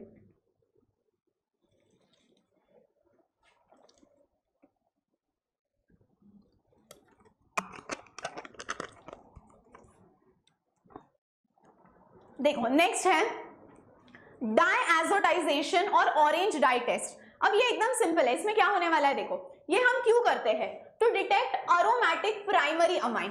सो to detect aromatic primary amine का मतलब क्या है? To detect aromatic primary amine का मतलब है कि जो अमाइन आपको दिया गया है, जो अमाइन आपको दिया गया है उस अमाइन में रिंग है कि नहीं, उस अमाइन में रिंग है कि नहीं, वो पता लगाने के लिए हम ये टेस्ट करते हैं, which is called as the diazotization test or orange dye test. So why do we do this test? To find out कि जो आपको स्ट्रक्चर दिया है वो प्राइमरी अमाइन है कि नहीं, प्राइमरी अरोमैटिक अमाइन है कि नहीं। तो अरोमैटिक यानी रिंग भी चाहिए और प्राइमरी यानी 2H भी चाहिए, उसके लिए हम ये टेस्ट करते हैं। अब कैसे करेंगे? तो पहले तो आपकी टेस्ट ट्यूब ले लो, रुको जरा यहां ड्रॉ करती हूँ, क्या ले लो, अरे रुको रुको, ये देखो ये ले लो आपकी टेक्स्ट बुक, ये text book, test tube. Test tube में आपका प्राइमरी अरोमैटिक अमाइन तो ऑलरेडी है, उसी के साथ तो टेस्ट कर रहे हो। तो ये देखो प्राइमरी अरोमैटिक अमाइन तो इसमें ऑलरेडी है, इसमें 1-2 ml ऑफ कॉन्सेंट्रेटेड HCl डाल दो। तो पहले तो इसमें डाल दो HCl, 1-2 ml of concentrated HCl डाल दो। उसके बाद इसमें थोड़ा सा वो जब कूल हो जाए, ठीक है, थोड़ा सा कूल हो जाए, या तो उसको अच्छा कूल टेम्परेचर दो और उसमें डाल दो NaNO2। तो ये ऑरेंज डाई टेस्ट में there is no reaction, there is just this concept कि ये क्यों करते हैं, अरोमैटिक प्राइमरी अमाइन है कि नहीं ये पता लगाने के लिए। कैसे करेंगे? तो टेस्ट ट्यूब में ले लो प्राइमरी अरोमैटिक अमाइन, उसमें डाल दो HCl, HCl में डाल दो NaNO2, HCl में डाल दो NaNO2। अब इसमें तीन चीजें हो गई, कौन सी? प्राइमरी अरोमैटिक अमाइन, HCl और NaNO2। उसके बाद आपको क्या करना है, ये तीनों का सोल्यूशन एक टेस्ट ट्यूब में ट्रांसफर करना है, ये तीनों का सोल्यूशन एक टेस्ट ट्यूब में ट्रांसफर करना है। और वो टेस्ट ट्यूब में दो चीजें होनी चाहिए, एक है बीटा नैप्थेनॉल और एक है NaOH। तो ये जो आपने सारा मिश्रण पीछे बनाया था वो सारा मिश्रण दूसरे टेस्ट ट्यूब में ट्रांसफर करो। ये जो सारा मिश्रण आपने बनाया था ये सारा मिश्रण दूसरे टेस्ट ट्यूब में ट्रांसफर करो। और अगर आपको ऑरेंज कलर दिखता है, कौन सा कलर दिखता है? ऑरेंज कलर दिखता है, तो समझ जाना कि आपका अमाइन एक प्राइमरी अरोमैटिक अमाइन है। बट एक चीज याद रखना कि ये जो होने वाला है throughout it should be carried at 0 degree Celsius. तो सिंपल बात है, why do we do this orange dye test? ये पता लगाने के लिए कि प्राइमरी अरोमैटिक है अमाइन है या नहीं। तो क्या करना, टेस्ट ट्यूब लेना, उसमें अगर प्राइमरी अरोमैटिक अमाइन टेस्ट करना है तो वो डाल देना। उसके बाद 1-2 ml ऑफ HCl, HCl डालने के बाद NaNO2 डाल देना, फिर HCl प्राइमरी अमाइन और NaNO2 को अलग टेस्ट ट्यूब में ट्रांसफर कर देना। अब अलग टेस्ट ट्यूब में दो चीजें होनी चाहिए, एक होना चाहिए नैप्थॉल और एक होना चाहिए NaOH। ये डाल दो इसमें। ये डालने के बाद क्या होगा, अगर ऑरेंज कलर आया तो समझ लेना कि दिया हुआ कंपाउंड आपका क्या है, समझ लेना दिया हुआ कंपाउंड आपका प्राइमरी एरोमेटिक अमाइन है। और ये सारी चीजें कब होगी, all this will happen at 0 degree Celsius. मैं यहाँ पे लिस्ट बना के दूं, ये देखो प्राइमरी एरोमेटिक अमाइन तो होना ही चाहिए, उसके बाद आप HCl डालते हो 1-2 ml का कॉन्सेंट्रेटेड, उसके बाद आप डालते हो NaNO2 व्हाइल कूलिंग, फिर ये सारा कुछ आप दूसरे टेस्ट ट्यूब में ट्रांसफर करते हो और वो दूसरे टेस्ट ट्यूब में होता है बीटा नैप्थॉल और NaOH। और ये सब जब आप मिक्स करोगे तो कौन सा कलर आना चाहिए, तो ये सब कुछ मिक्स करके अगर ऑरेंज कलर आया तो समझ लेना primary aromatic amine is present. So simple, समझ में आया तो समझ लेना primary aromatic amine is present. चलो बढ़े आगे। हाँ, अब नेक्स्ट है हॉफमैन्स एग्जॉस्टिव अल्काइलेशन। हॉफमैन्स एग्जॉस्टिव अल्काइलेशन, कुछ नहीं करना है आप में, alkylation word itself tells you कि अल्काइल ग्रुप ऐड करना है। तो एग्जॉस्टिव अल्काइलेशन यानी प्राइमरी अमाइन ले लो, क्या ले लो, प्राइमरी अमाइन। अब हॉफमैन्स एग्जॉस्टिव अल्काइलेशन का मतलब है इसके साथ ले लो CH3Cl, इसके साथ ले लो CH3Cl। अब इधर का एक H और Cl मिलकर देगा HCl। अब क्या क्या बचा, CH3N, एक ही H बचा और CH3, ठीक है। तो CH3NH2 है और CH3Cl, इधर का एक H और Cl HCl, फिर एक ही H बचा CH3NH और CH3। उसके बाद वापस से CH3NH CH3 में एग्जॉस्टिव मतलब सारे, ये सारे H खत्म होने तक आपको रिएक्शन करनी है। अब एक और बार CH3Cl ऐड करो, अब एक और बार CH3Cl ऐड करने के बाद क्या होगा, वापस से ये H और Cl मिलकर देगा HCl।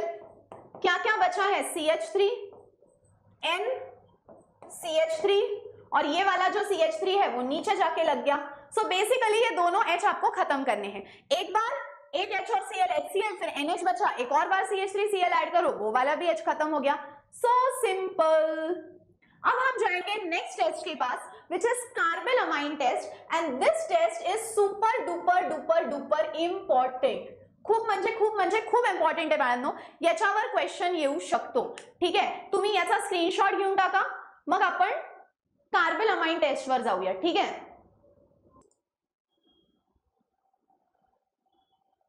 चला बाळांनो, घेतला याचा स्क्रीनशॉट।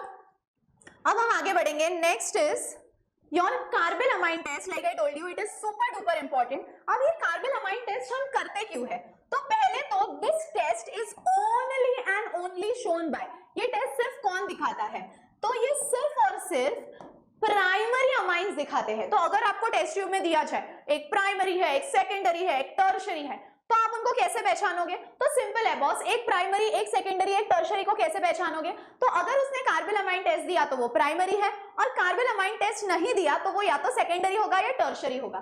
तो इसको हम लिखेंगे इट इज ओनली ऑब्जर्व्ड, सिर्फ किस में दिखेगा, it is only observed in primary amine, it is only observed in primary amine, सिर्फ प्राइमरी अमाइन ये टेस्ट देते हैं, ठीक है। फिर उसके बाद हम यहाँ पे क्या लिखेंगे, सेकेंडरी एंड टर्शरी अमाइंस ये टेस्ट दिखाते ही नहीं है, ठीक है। तो ये टेस्ट सिर्फ प्राइमरी अमाइंस के लिए, secondary amines and tertiary amines do not show this test,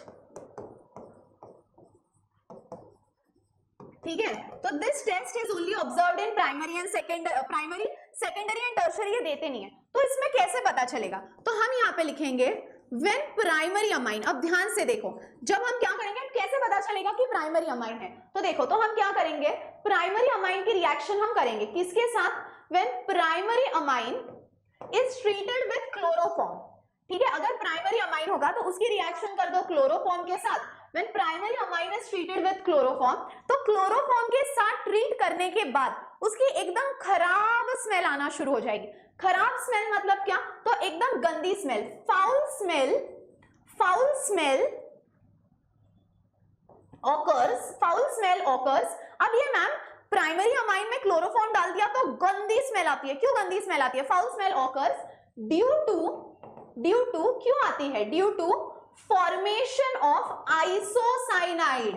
तो बॉस यहां पे एक कंपाउंड बनता है जिसका नाम है आइसोसाइनाइड, और जैसे ही आइसोसाइनाइड बन गया आप समझ जाना कि वो एक प्राइमरी अमाइन है। तो पहली बात, why do we perform carbon amine test, तो we perform carbylamine test because it is only for primary, it is not for secondary और it is not for tertiary। उसके बाद अगर प्राइमरी अमाइन होगा तो कैसे पता चलेगा, तो foul smell is observe. Foul smell क्यों आती है, क्योंकि कार्बन अमाइन को जब प्राइमरी अमाइन को जब आप क्लोरोफॉर्म के साथ ट्रीट करते हो तो वहां पे एक कंपाउंड बनता है isocyanide which has a really bad smell. अब हम रिएक्शन देखेंगे, देखो तुमको कैसे याद रखना है, अगेन सियोना मैम है तो जुगाड़ से ही तो बताएंगे, इसीलिए ध्यान रखो। देखो प्राइमरी अमाइन है CH3NH2, अब यहां पे ले लो क्लोरोफॉर्म, क्लोरोफॉर्म है CHCl3, क्लोरोफॉर्म है CHCl3, सो प्राइमरी अमाइन है CH3NH2, क्लोरोफॉर्म है CHCl3 प्लस, अब आपको लेना है KOH। फिर से आप रोते रहोगे मैम हम रट्टा मारे क्या, कितने KOH लेने, बिल्कुल रट्टा मारने की जरूरत नहीं है, बस Cl कितने हैं, 3 Cl है तो आपको KOH भी 3 ही लेने हैं, 1 2 3। अब आप 3 KOH सीधा सामने 3 लिखकर भी ले सकते हो। सो प्राइमरी अमाइन CH3NH2, उसके साथ ले लो क्लोरोफॉर्म और 3 KOH। अब सीधी बात, नो बकवास, क्या करेंगे हम, ये 3 K और ये 3 Cl, 3 K और 3 Cl मिलकर दे दिया 3 KCl। उसके बाद CH3 और अब देखो CH3 और ये वाला N एज इट इज लिखो, CH3 और ये वाला N और ये N के साथ ये C लिख दो, CH3NC, सिंपल है। तो मैंने पहले क्या कर दिया, 3 K 3 Cl 3 KCl, CH3NH2 के जगह लगा दिया C। अब क्या क्या बचा है, कितने H बचे हैं, देखो ये 2 और ये एक 3 H होगा, ये 2 और ये एक 3, फिर 4 5 6 6 H बचे हैं और 3 O, 6 H और 3 O, यानी कितने H2O बाहर निकले, 3 H2O। ठीक है, अब मैं एक और एग्जांपल लेती हूं तो क्लैरिटी आएगी। देखो मान लो ले लिया C2H5NH2, क्लोरोफॉर्म मतलब क्या होता है CHCl3, फिर मैंने क्या बोला, जितने आपके पास Cl है उतने ही K ले लो। अब आपको कुछ नहीं करना, C2H5N, ये 2 H के जगह जाके C लगा दो क्योंकि मेन तो आइसोसाइनाइड बनाना है, फिर ये 3 K और ये 3 Cl मिलकर देंगे 3 KCl। अब बॉस H2O कितने बचे हैं, तो ऐसे याद रखो ना, 3 ऑक्सीजन है तो H2O भी तो 3 ही बचेंगे, सो 3 H2O, सो सिंपल। समझ में आया क्या बॉस, चलो take a screenshot till here. देखो मेरी तो हाइट भी इतनी नहीं है, मेरे 7 स्क्रीनशॉट हो सकता है। चलो next reaction with nitrous acid. अब देखो आप है ना, ये रिएक्शन सिर्फ प्राइमरी अमाइन के साथ कर सकते हो। अब मान लो मैंने यहाँ पे ले लिया प्राइमरी अमाइन CH3NH2, कैसे पहचाना, प्राइमरी है 2H है, सो CH3NH2 प्राइमरी अमाइन ले लिया, प्लस नाइट्रस एसिड होता है HNO2, नाइट्रस एसिड होता है HNO2। अब ये रिएक्शन में भी मैं तुम लोगों को एक जुगाड़ बताने वाली हूँ, बताओ जुगाड़ क्या है। देखो प्राइमरी अमाइन तो आपने ले लिया विद नाइट्रस एसिड और catalyst low NaNO2 and HCl। अब जब जब कैटलिस्ट NaNO2 and HCl दिखेगा ना, सीधा आंखें बंद करनी है और सीधा आंखें बंद करके आपको स्ट्रक्चर को लगा देना है N2Cl। सीधा आंखें बंद करो और स्ट्रक्चर को लगा दो N2Cl और फिर उसमें डाल दो पानी, पानी डाका पानी। त्यानंतर अब मैंने आपको ये कल भी सिखाया था एल्डिहाइड में कि जब जब केमिस्ट्री में 2 N साथ में दिखेंगे तो उनको प्राइवेसी दो और रिलीज कर दो। तो देखो N2 गैस रिलीज हो गया, फिर उसके बाद ये H और ये Cl मिलकर दे दिया HCl। अब क्या क्या बचा, CH3OH, दैट्स इट।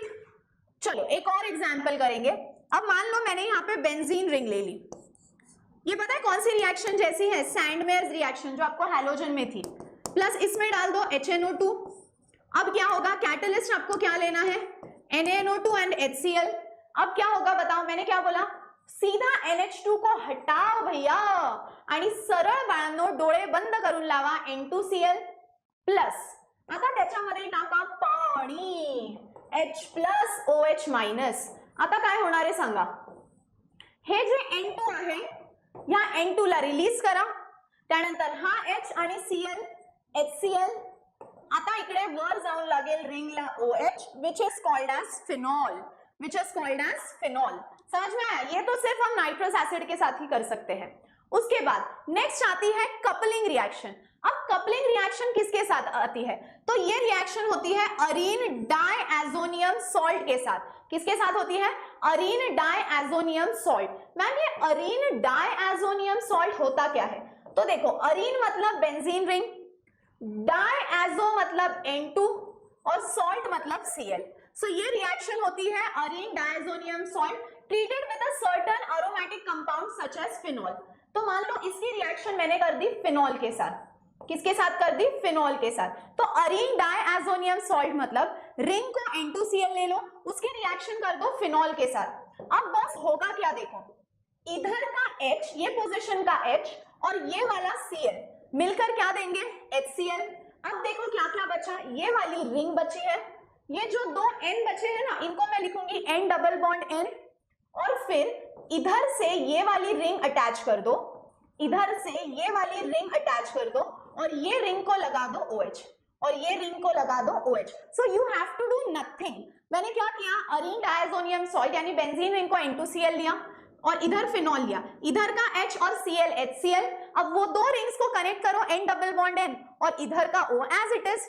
ठीक है, देखो this reaction is called as diazo coupling. So you have to do nothing. एक और एग्जांपल लूं, जैसे मान लो इधर ऐसा है, okay N2Cl plus plus plus plus plus.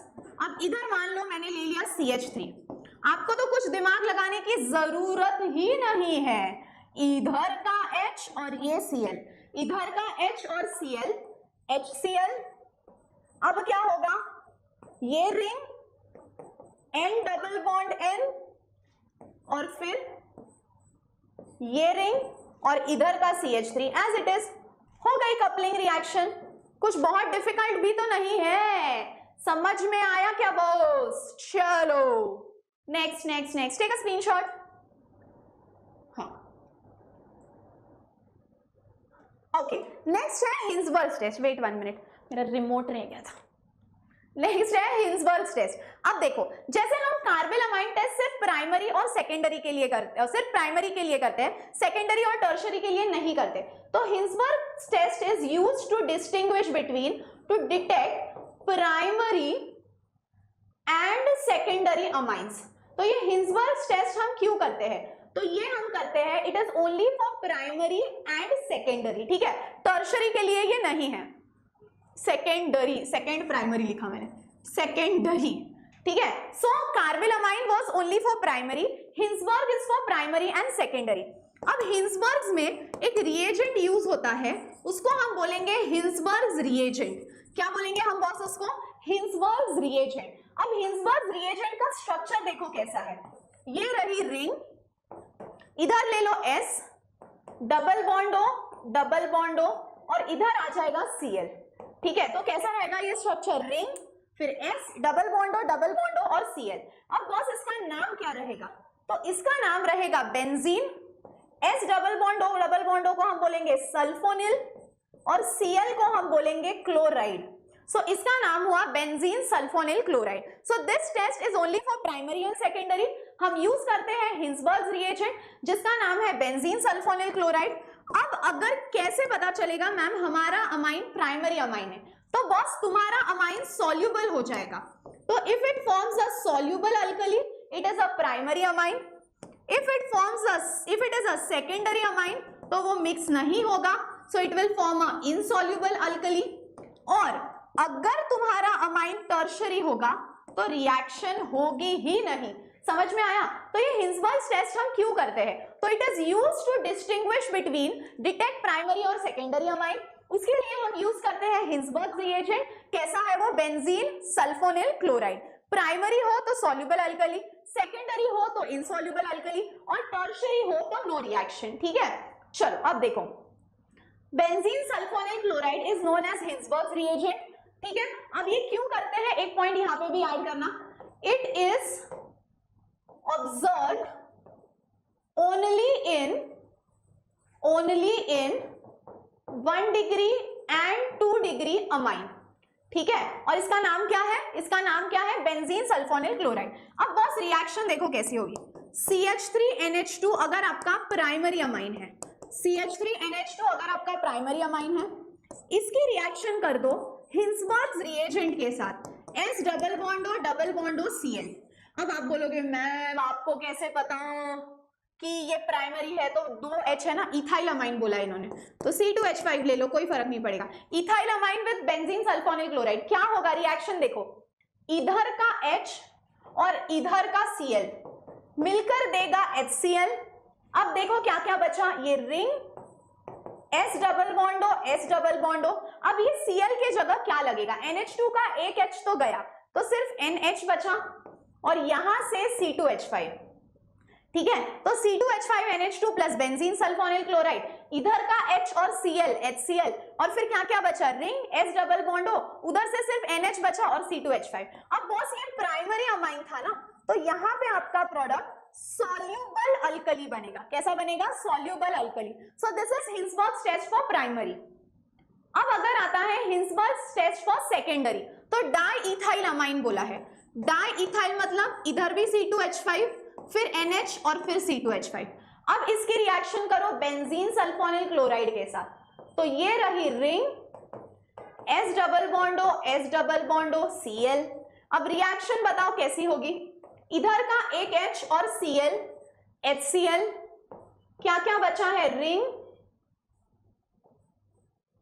ठीक है, रिंग, फिर उसके बाद S डबल बॉन्ड O, अब NH में का H तो चला गया, तो सिर्फ N, फिर C2H5 और इधर भी C2H5, दैट्स इट। तो अब जब अच्छा ये सेकेंडरी अमाइन है, तो कैसा प्रोडक्ट बनेगा, इनसॉल्युबल अल्कली, समजलं। तर आता बाळांनो जेव्हा जेव्हा हिंसबर्ग्स रिएजेंट येणार क्वेश्चन, तुम्ही काय काय पॉइंट लिहिणार, सो जब हिंसबर्ग्स रिएजेंट क्वेश्चन आएगा तो तुम पहला पॉइंट लिखोगे it is observed in primary and secondary, ये पॉइंट लिखोगे, it is observed in primary and secondary.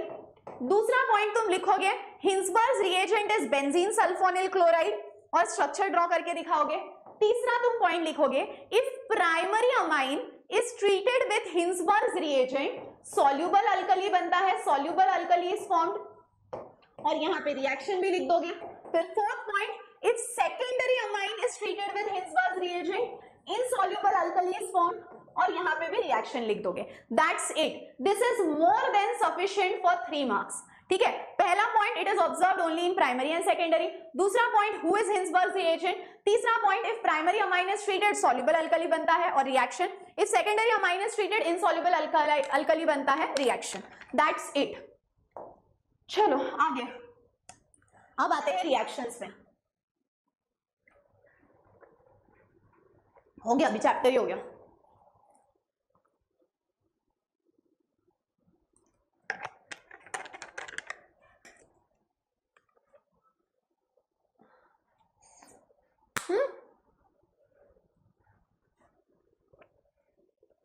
Electrophilic reactions कुछ भी नहीं है। ब्रोमिनेशन मतलब रिंग ले लो, अब यहां पे एनालिन ले लो। ब्रोमिनेशन मतलब अब इसमें ऐड कर दो 3Br2, मान लो 3Br2 ऐड किया, अब क्या होगा, 3Br2 ऐड करने के बाद 3 into 2 कितना होगा, 3 into 2 होगा 6, उसमें से अभी 3 Br, एक इधर एक इधर एक इधर, 3 Br इधर लगा दो, अब 3 Br तो बचे हैं और ये पोजीशन के 3 H भी बचे हैं, तो बाहर निकलेगा 3HBr।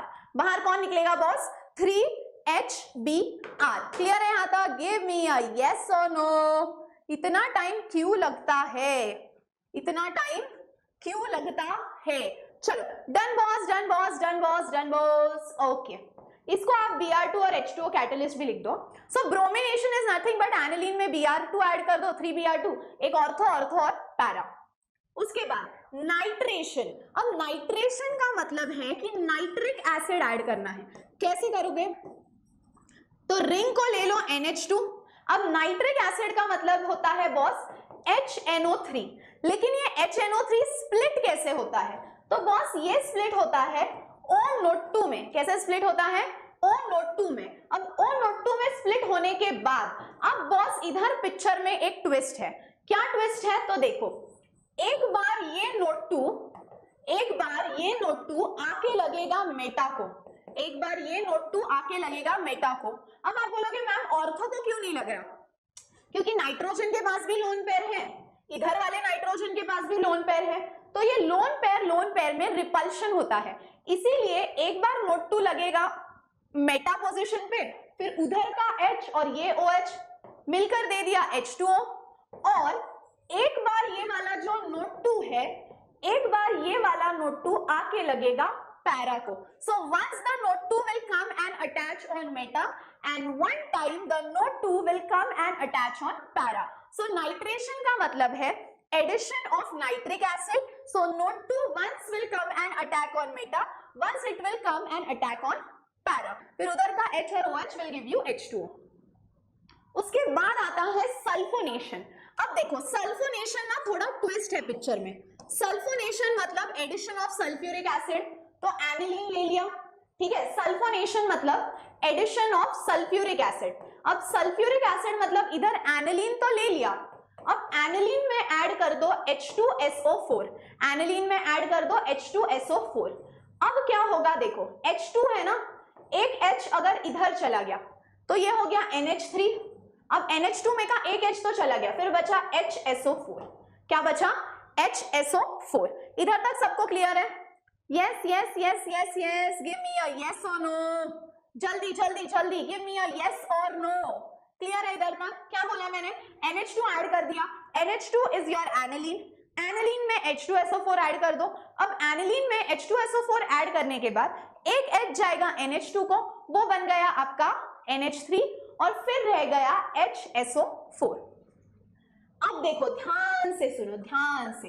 अब यहां पे क्या होता है ना, ध्यान से सुनना, ठीक है। अब यहां पे इधर का एक H, ठीक है। अब देखो NH3 का एक H, ध्यान से सुनो मैं क्या बोल रही हूं। NH3 का एक H और ये जो HSO4 है, NH3 का एक H और HSO4 ये साइड में रख दिया और इधर लिख दिया NH2, और ये पोजीशन का भी तो एक H है, तो अब ये पोजीशन का HSO4 है, HSO4 है, और NH3 का एक H यानी एक और H, NH3 का एक H, HSO4 और ये पोजीशन का H।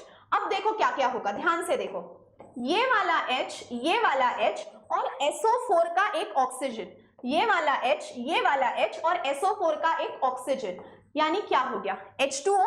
अब क्या क्या बचा, इधर SO4 में का एक O तो चला गया, तो सिर्फ बचा SO3, और ये वाले H को तो मैंने हाथ ही नहीं लगाया था, तो ये बन गया SO3H। समझ में आया क्या हुआ? देखो फिर से समझाओ, ये रहा आपका एनिलीन, एनिलीन, अब इसमें आपने ऐड कर दिया H2SO4। अब H2SO4 ऐड करने के बाद क्या होगा, H2 है ना, दो में से एक H इसको जाएगा NH3, दो में से एक H इसको जाएगा NH3। अब क्या क्या बचा, एक ही H बचा है, तो वो H और SO4। सिंपल।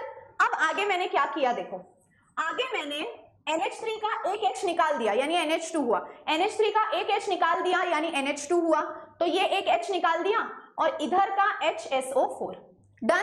और अब ये मेटा पोजीशन का भी एक H निकाल दिया, डन। अब क्या क्या बचा देखो, ये दो H और SO4 का एक O, ये दो H और SO4 का एक O, H2O, और यहाँ पे अब बचा SO3H। सिंपल, ठीक है।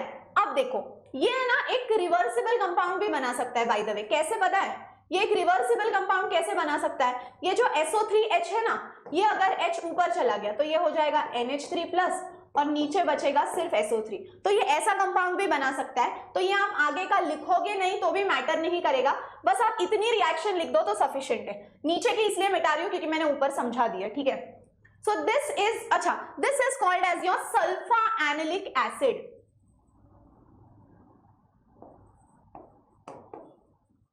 ठीक है, क्योंकि एनिलीन है, सल्फोनिक एसिड भी है, तो सल्फा एनिलिक एसिड, डन। अब हम बढ़ेंगे क्वेश्चंस की ओर, अब हम बढ़ेंगे क्वेश्चंस की ओर। फाइनली, आज मैंने बोला ना, I was like really not feeling well, और फिर भी मैं खुद को ऐसा मैंने मोटिवेट किया कि नहीं, अमाइंस ऑर्गेनिक का एक लास्ट चैप्टर है, इंपॉर्टेंट भी चैप्टर है, बच्चों को आएगा। And finally we are here. चलो अब हम करेंगे प्रैक्टिस क्वेश्चन। अब तुम लोग 2 मिनट्स रिलैक्स करो, ठीक है? ये इतना हैंडसम है, इसको देखते रहो तुम लोग, और 2 मिनट रिलैक्स करो और फिर हम बढ़ेंगे इन क्वेश्चंस की ओर। तुम लोग इसको देख के रिलैक्स करो।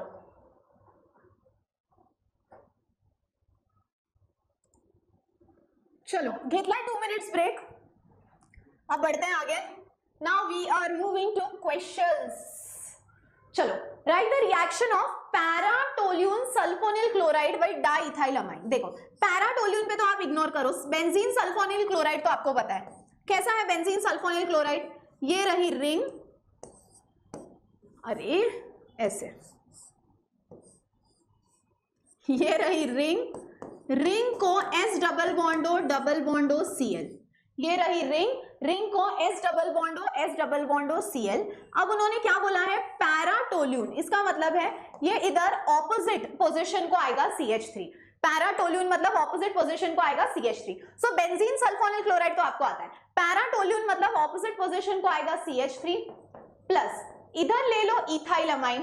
अब इथाइलमाइन कैसे होता है, C2H5NH और फिर से इधर C2H5NH, डाइइथाइल अमाइन बोला है ना, मैं डाइइथाइलमाइन। अब आप अभी तो अपन ने देखा, आपको पता है अभी क्या करना है, ये वाला Cl और ये वाला H मिलकर देगा HCl।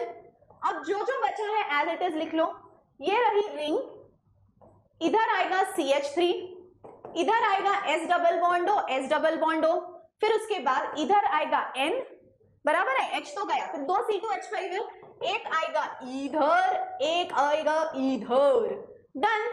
सिंपल है, देखो वेरी सिंपल यार।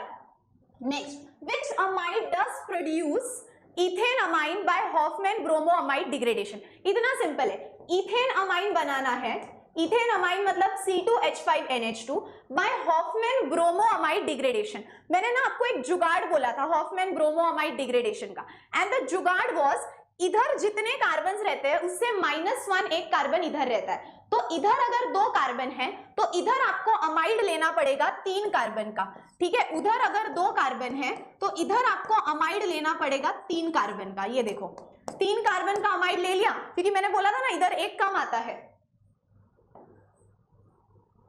ठीक है? Plus Br2 plus 4 units of KOH। और मैंने आपको सीधा ट्रिक क्या बोली थी, ट्रिक ये बोली थी कि ब्रोमोअमाइड में इसको सीधा उड़ा दो, तो इसको सीधा उड़ा दो तो वही तो बचा C2H5NH2 और फिर 2K और 2Br, ट्वाइस KBr, इतना प्रोडक्ट लिखोगे तो भी काफी है। तो अगर इधर 2 कार्बन का अमाइन बोला है तो इधर तुमको 3 कार्बन लेने, अगर अगली बार इधर 3 कार्बन का बोल दिया तो तुम इधर 4 लेना, अगर 5 कार्बन का बोल दिया तो तुम 4 लेना, ठीक है? सो हॉफमैन ब्रोमोअमाइड में प्रोडक्ट में you will always get 1 carbon minus, ठीक है? -1 मतलब। उसके बाद next, write the order of basicity of alkyl amine in gaseous phase, tertiary, secondary, primary. 1 mark question है, टर्शियरी, सेकेंडरी, प्राइमरी। उसके बाद why are primary aliphatic amine stronger base than ammonia. Primary aliphatic amines मतलब RNH2 strong base क्यों है as compare to NH3, this is the question. So why is RNH2 a strong base as compare to NH3। अब ये strong base है क्योंकि इसके पास एक alkyl group है जो इलेक्ट्रॉन डोनेट करता है, और वो इलेक्ट्रॉन रिलीजिंग इफेक्ट के वजह से ये स्ट्रॉन्ग है। तो हम क्या लिखेंगे, primary aliphatic amine, primary aliphatic amine has an alkyl group, primary aliphatic amine has an alkyl group, और ये अल्काइल ग्रुप क्या करता है, which shows electron releasing inductive effect, which shows electron releasing inductive effect। तो ये electron देता है इसीलिए which shows electron releasing inductive effect which increases the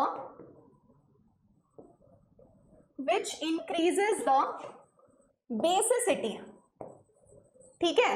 और दूसरा, the conjugate base is also stabilized, the conjugate base of primary amine is also stabilized. ठीक है, so simple है. प्राइमरी एलिफैटिक अमाइन क्या करता है? Primary aliphatic amine stronger base है क्योंकि उसके पास अल्काइल ग्रुप है which shows the electron releasing inductive effect. और दूसरा कि ये जो कॉन्जुगेट बेस है उसका ज्यादा स्टेबल है. Take a screenshot. Okay, next. ये तो सिंपल है. Nitrobenzene predict the product. Nitrobenzene मतलब बेंजीन रिंग को NO2. ठीक है, अब आपको पता है इसमें आपको 6H ऐड करने हैं. ये रिएक्शन अपन ने की है ना नाइट्रो वाली MOP में, 6H ऐड कर दिए तो 4H और 2O, ट्वाइस H2O. अब 6 में से 4H तो चले गए, 6 में से 4H तो चले गए. कितने बचे? 6 में से 4H तो चले गए, 2 ही बचे, तो इधर बन गया एनिलीन.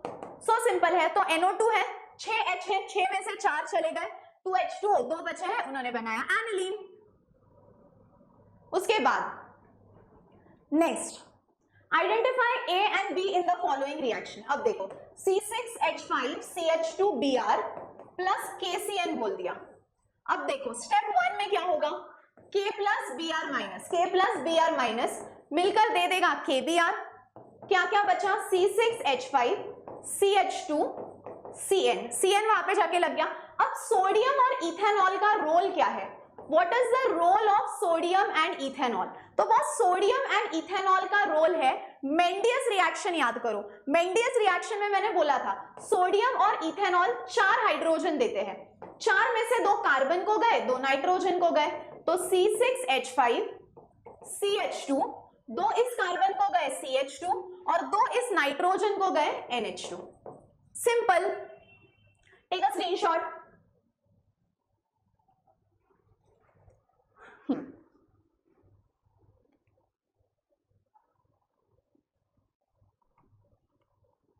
ये देखो, ये गैब्रियल थालामाइड तो मैंने लिख के ही दिखाई है तो ये आपको आती होगी. कार्बोलामाइड पे डायरेक्ट क्वेश्चन है, ये भी अपन ने किया है. अमोनोलिसिस भी किया है बट बता देती हूँ. मान लो CH3Cl है प्लस NH3 है, ये H और ये Cl हो गया. ये तो डायरेक्ट क्वेश्चन है यार, ये तो डायरेक्ट क्वेश्चन है. कौन सा वाला डायरेक्ट है? ये देखो, कार्बोलामाइन का डायरेक्ट क्वेश्चन है, गैब्रियल थालामाइड का डायरेक्ट क्वेश्चन है. Right a short note on coupling reaction. ये मैं आपको ना होमवर्क देना चाहती हूँ. एक क्वेश्चन तो यार मेरा होमवर्क देना बनता है. उसके बाद ये कर दिया. अब ये देखो, व्हाट इज डायएजोटाइजेशन. डायएजोटाइजेशन मतलब कोई भी प्राइमरी अमाइन ले लो और उसकी रिएक्शन नाइट्रस एसिड के साथ कर दो. जैसे मान लो अगर मैंने यहाँ पे एनिलीन ले लिया और उसके साथ मैंने लिख दिया HNO2 और इधर मैंने एरो पे लिख दिया NaNO2 और HCl. अब मैंने आपको अभी तो बताया NaNO2 और HCl का कॉम्बिनेशन आएगा तो आपको सीधा आंखें बंद करनी है और रिंग पे लिख देना है N2Cl. That's it. आंखें बंद करो और रिंग पे लिख दो N2Cl. सो ये क्वेश्चन हो गया. KBr बाहर, Cn लग गया, 4H, 2 इसको 2 उसको. डायएजोटाइजेशन डन. कपलिंग रिएक्शन एक मैं आपको होमवर्क दूंगी और ये इंपॉर्टेंट भी है. तो अगर सोचा कि मैम ने होमवर्क दिया मतलब इंपॉर्टेंट नहीं होगा, बहुत इंपॉर्टेंट है. गैब्रियल थालामाइड भी डायरेक्ट क्वेश्चन है तो अब मैंने वो डायरेक्ट ही कराया है. कार्बोलामाइन भी डायरेक्ट क्वेश्चन है, अमोनोलिसिस करा दिया. उसके बाद अब हम आते हैं आयुपैक के पास. तो आपको प्रैक्टिस के लिए ये आयुपैक करा रही हूं. देखो यहाँ पे ना NH है. अब ये देखो, ये है आपका सेकेंडरी अमाइन. दो H रहेंगे प्राइमरी, एक H रहेगा सेकेंडरी, नो H टर्शरी. अब हमको यहाँ पे करना क्या है? मैंने क्या बोला? NH वो साइड जाएगा जहां ज्यादा कार्बन है तो वो ये साइड चला गया. अब नंबरिंग शुरू करो. 1 2 3 4. 4 कार्बन है और सेकेंड को अमाइन है तो ब्यूट या ब्यूटेन 2 अमाइन हो गया. और सेकेंडरी में हम एक कैपिटल N यूज करते हैं. याद है तिथे में बॉक्स करून दिला होता. सो एक कैपिटल N यूज किया और यहाँ पे 2 कार्बन है. सो N इथाइल ब्यूटेन अमाइन. तो मैंने NH को ये साइड भेज दिया क्योंकि ज्यादा कार्बन है. 1 2 3 4 ब्यूटेन 2 अमाइन और यहाँ पे N 2 कार्बन है तो N इथाइल. उसके बाद अब इन दिस केस भी NH को वो साइड भेजना पड़ेगा क्योंकि इधर 3 कार्बन है ना. 1 2 3 1 2 3 और इधर 2 ही है. अब इसका नाम बताओ. प्रो 2 अमाइन सेकेंडरी है, एक H है तो एक कैपिटल N, और इधर 2 कार्बन है तो N इथाइल प्रो 2 अमाइन। अब ये तो प्राइमरी है, NH2 से ही मेरे को समझ गया ये प्राइमरी है, तो 1 2 3 4, तो ये तो हो गया ब्यूटेन 1 अमाइन, बराबर है। अब कैपिटल N आएगा ही नहीं क्योंकि प्राइमरी पे तो नहीं आता, लेकिन 3 और 3 को मिथाइल है, सो 3,3 डाइमिथाइल ब्यूटेन 1 अमाइन। क्लियर है बॉस? यस और no? How are amines classified? एकदम चैप्टर के स्टार्टिंग में कराया था, they are classified into primary, secondary and tertiary. याद है? यहाँ पे वो आंसर लिखोगे जैसे मैंने डेफिनेशन में स्टार्टिंग में लिख के दिया था, ये उसका आंसर है।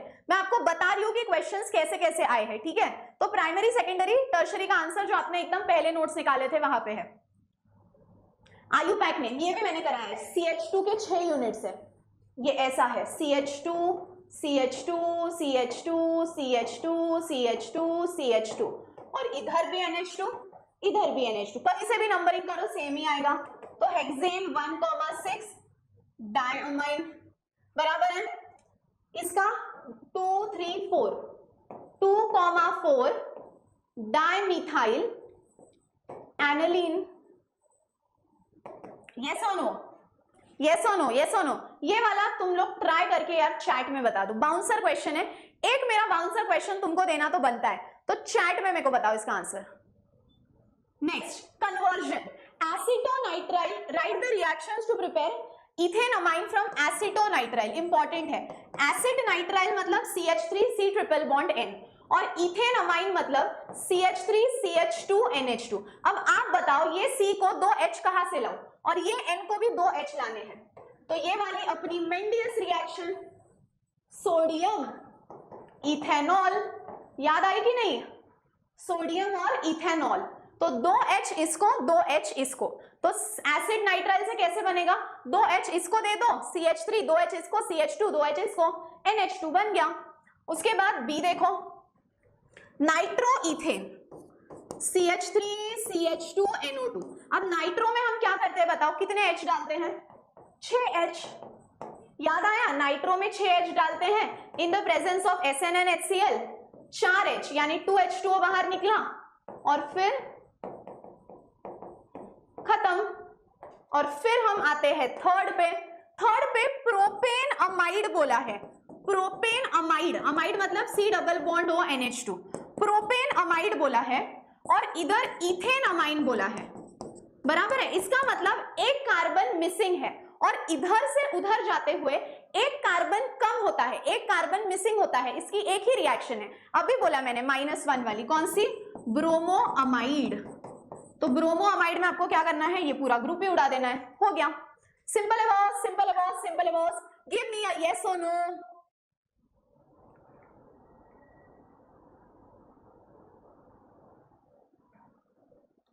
Distinguish between ethylamine, diethylamine and triethylamine using Hinsberg's reagent. Ethylamine C2H5NH2 with Hinsberg's reagent.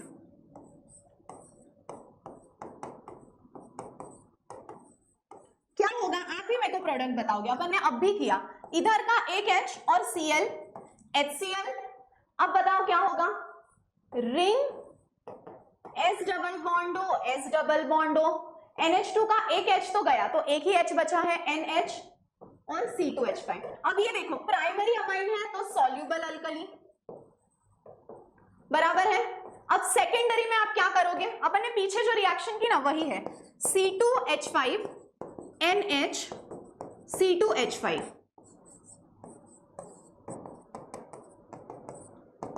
अब बताओ क्या करोगे? इसमें क्या करोगे सेकेंडरी में? अगेन ये वाला H और Cl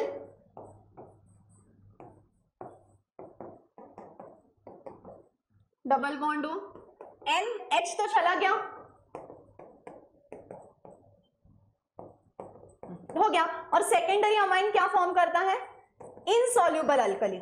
और आप नीचे एक स्टेटमेंट लिखोगे, note, ट्राइइथाइलमाइन does not react with Hinsberg's reagent as it is a tertiary amine। मैंने बोला था ना वो सिर्फ प्राइमरी और सेकेंडरी के साथ होता है, तो यहाँ पे आप स्टेटमेंट लिखोगे कि it does not react with triethylamine since it is a tertiary amine। और primary amine gas soluble, secondary amine gas insoluble। अब थैंक यू तो नहीं, क्योंकि जाने से पहले मैं आपको एक न्यूज देने वाली हूं, but what is the news, वो न्यूज जानने से पहले ये स्क्रीनशॉट ले लो।